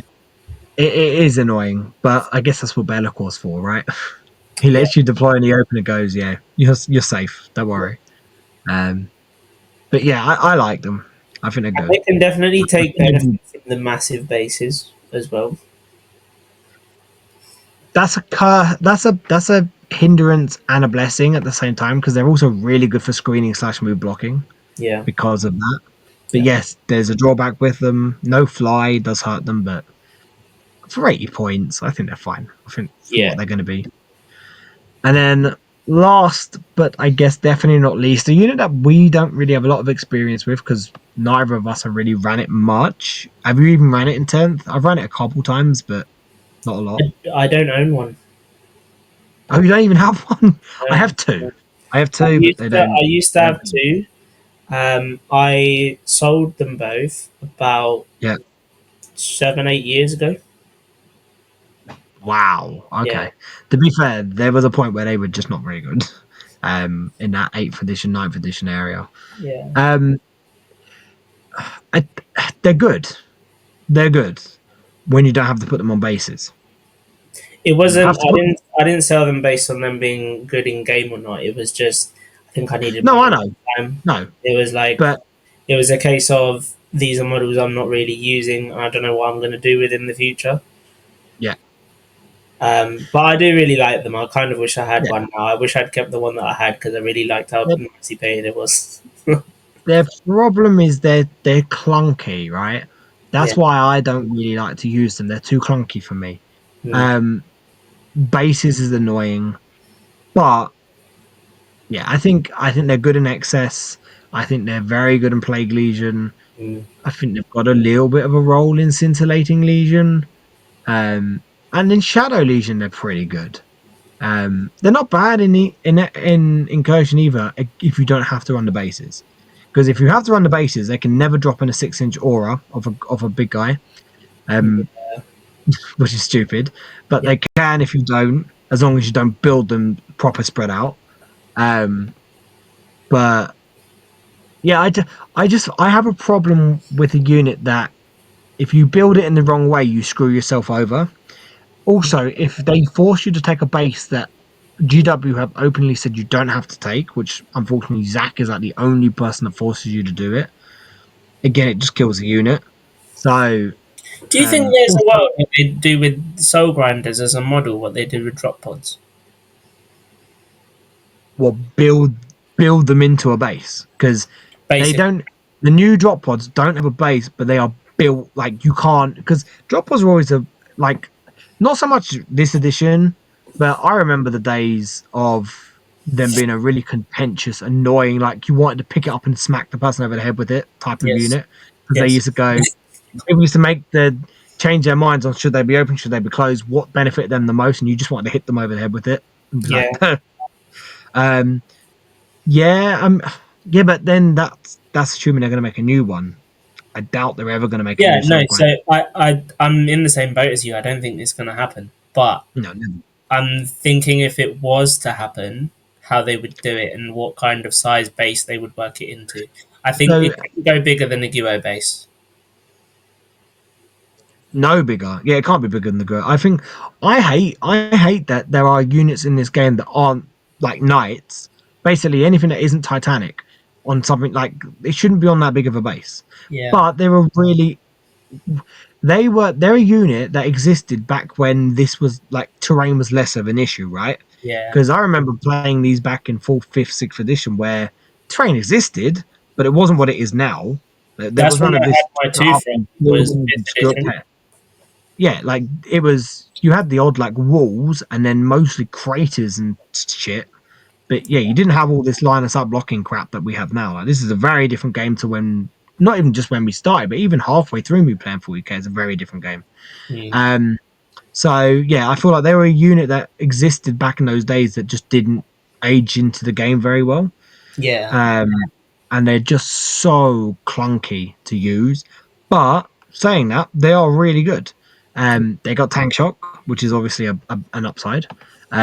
The only thing that can give us tank shock, stupid that monsters can't do it, but Yeah. um, yeah, I mean, I don't know. Where do you reckon they go? Because I can never really thingy on them.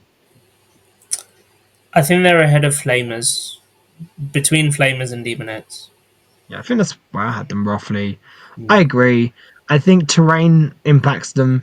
They hate UKTC terrain, even not on a base. They hate UKTC terrain, Mhm. but they like GW terrain.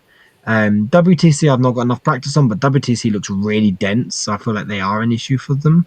Um, but I feel like they add something to every detachment. Like they kind of fill that role in some cases that you can't really fill. They're good heavy hitters. And they're really tough. Well, they're fairly tough. They're T11, T12 if they're Nurgle and within range of a ground clean one, which is quite funny. Yeah, I Um, think their role is very much dependent on how many monsters you have and which detachment you're running. So, like, yeah, I think in certain armies, like Lawrence was playing them in his Plague Legion list, they're pretty good in that role, where they can indirect shoot, they can shoot a little bit, and then they can just backfield sweep. backfield sweeper. That's what he was using, which I like. I think they're quite good at that. Yeah, Because their combat and their shooting is good enough that they can kill a lot of things in the game that want yeah, to come in the backfield anyway. yeah. Um, yeah, I think they're solid. And it means that you don't Cool. have to use like a big monster to backfield sweep. Yeah, exactly. Because you don't want to send back Bellicor or even a ground clean one or Scarbrand. Yeah, because they're not cheap enough. Um, Yeah, exactly. But yeah, for 180 points, they're actually quite cheap for what they do as well, which is quite nice. Yeah. Cool. I think, is there any changes we want to make to this before we wrap it up? Uh, I was I, thinking we could maybe move Rutgers up into list staple. I don't disagree. I feel bad with Fate Weaver being that low as well. I want to move Fate Weaver up. Okay, I guess he can go. Let me think. Bottom. I I'm think fine he's with better bottom. than Skull Taker. Like I think he's. You know, you change your mind. You're not even top of there. I don't know. The thing is with him, I feel like, look, it's a weird one. He's very the CP thing is good when it goes off. It's good, and his shooting's okay, but it's more of a add like chip on top of stuff you're doing rather Yeah, than he's not gonna like, whip things off the board. I just think he's a nice little. I don't know synergy. I think my issue with him is no one who's gonna go demons can like pick him up instantly and be like, Yeah, this is a I agree. monster that this is a monster that I can take and it does what it looks like it should do. Yeah, I agree. Do you know what?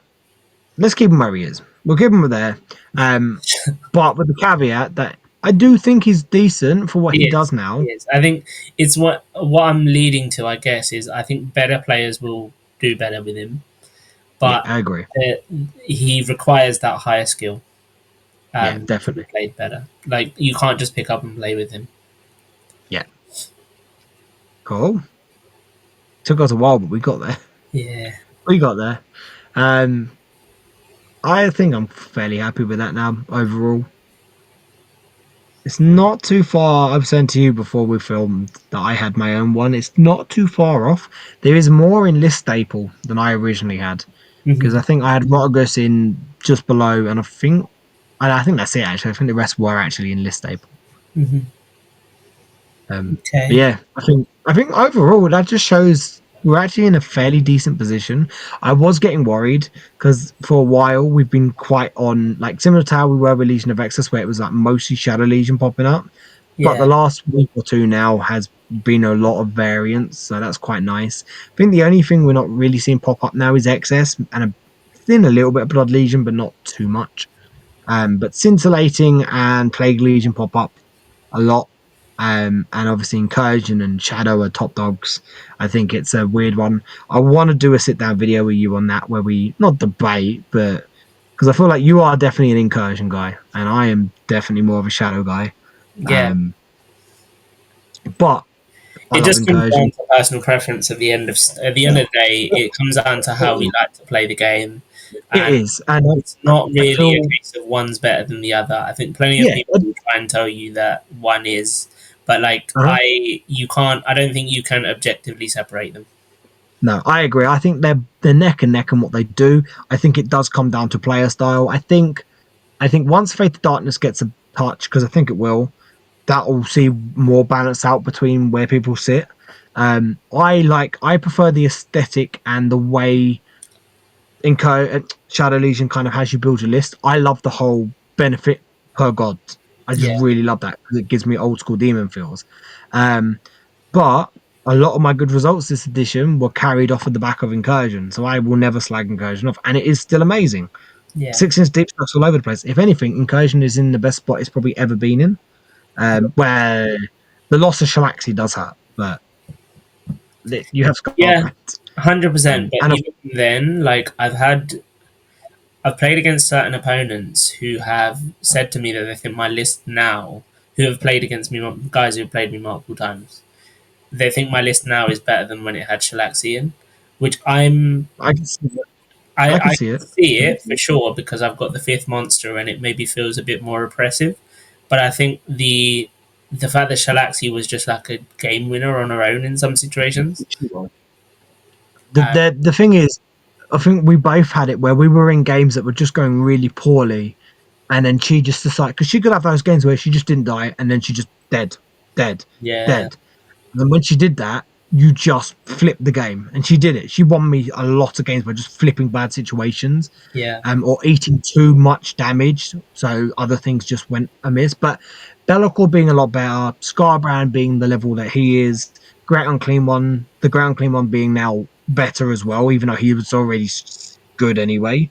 And Rotagus and Screamers. I think this enough became better to balance out her not like dropping, I guess.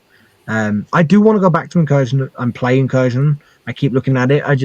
For me, I played it for way too long, way too many games, and it just burnt me out of it. And I just enjoy Shadow Legion more.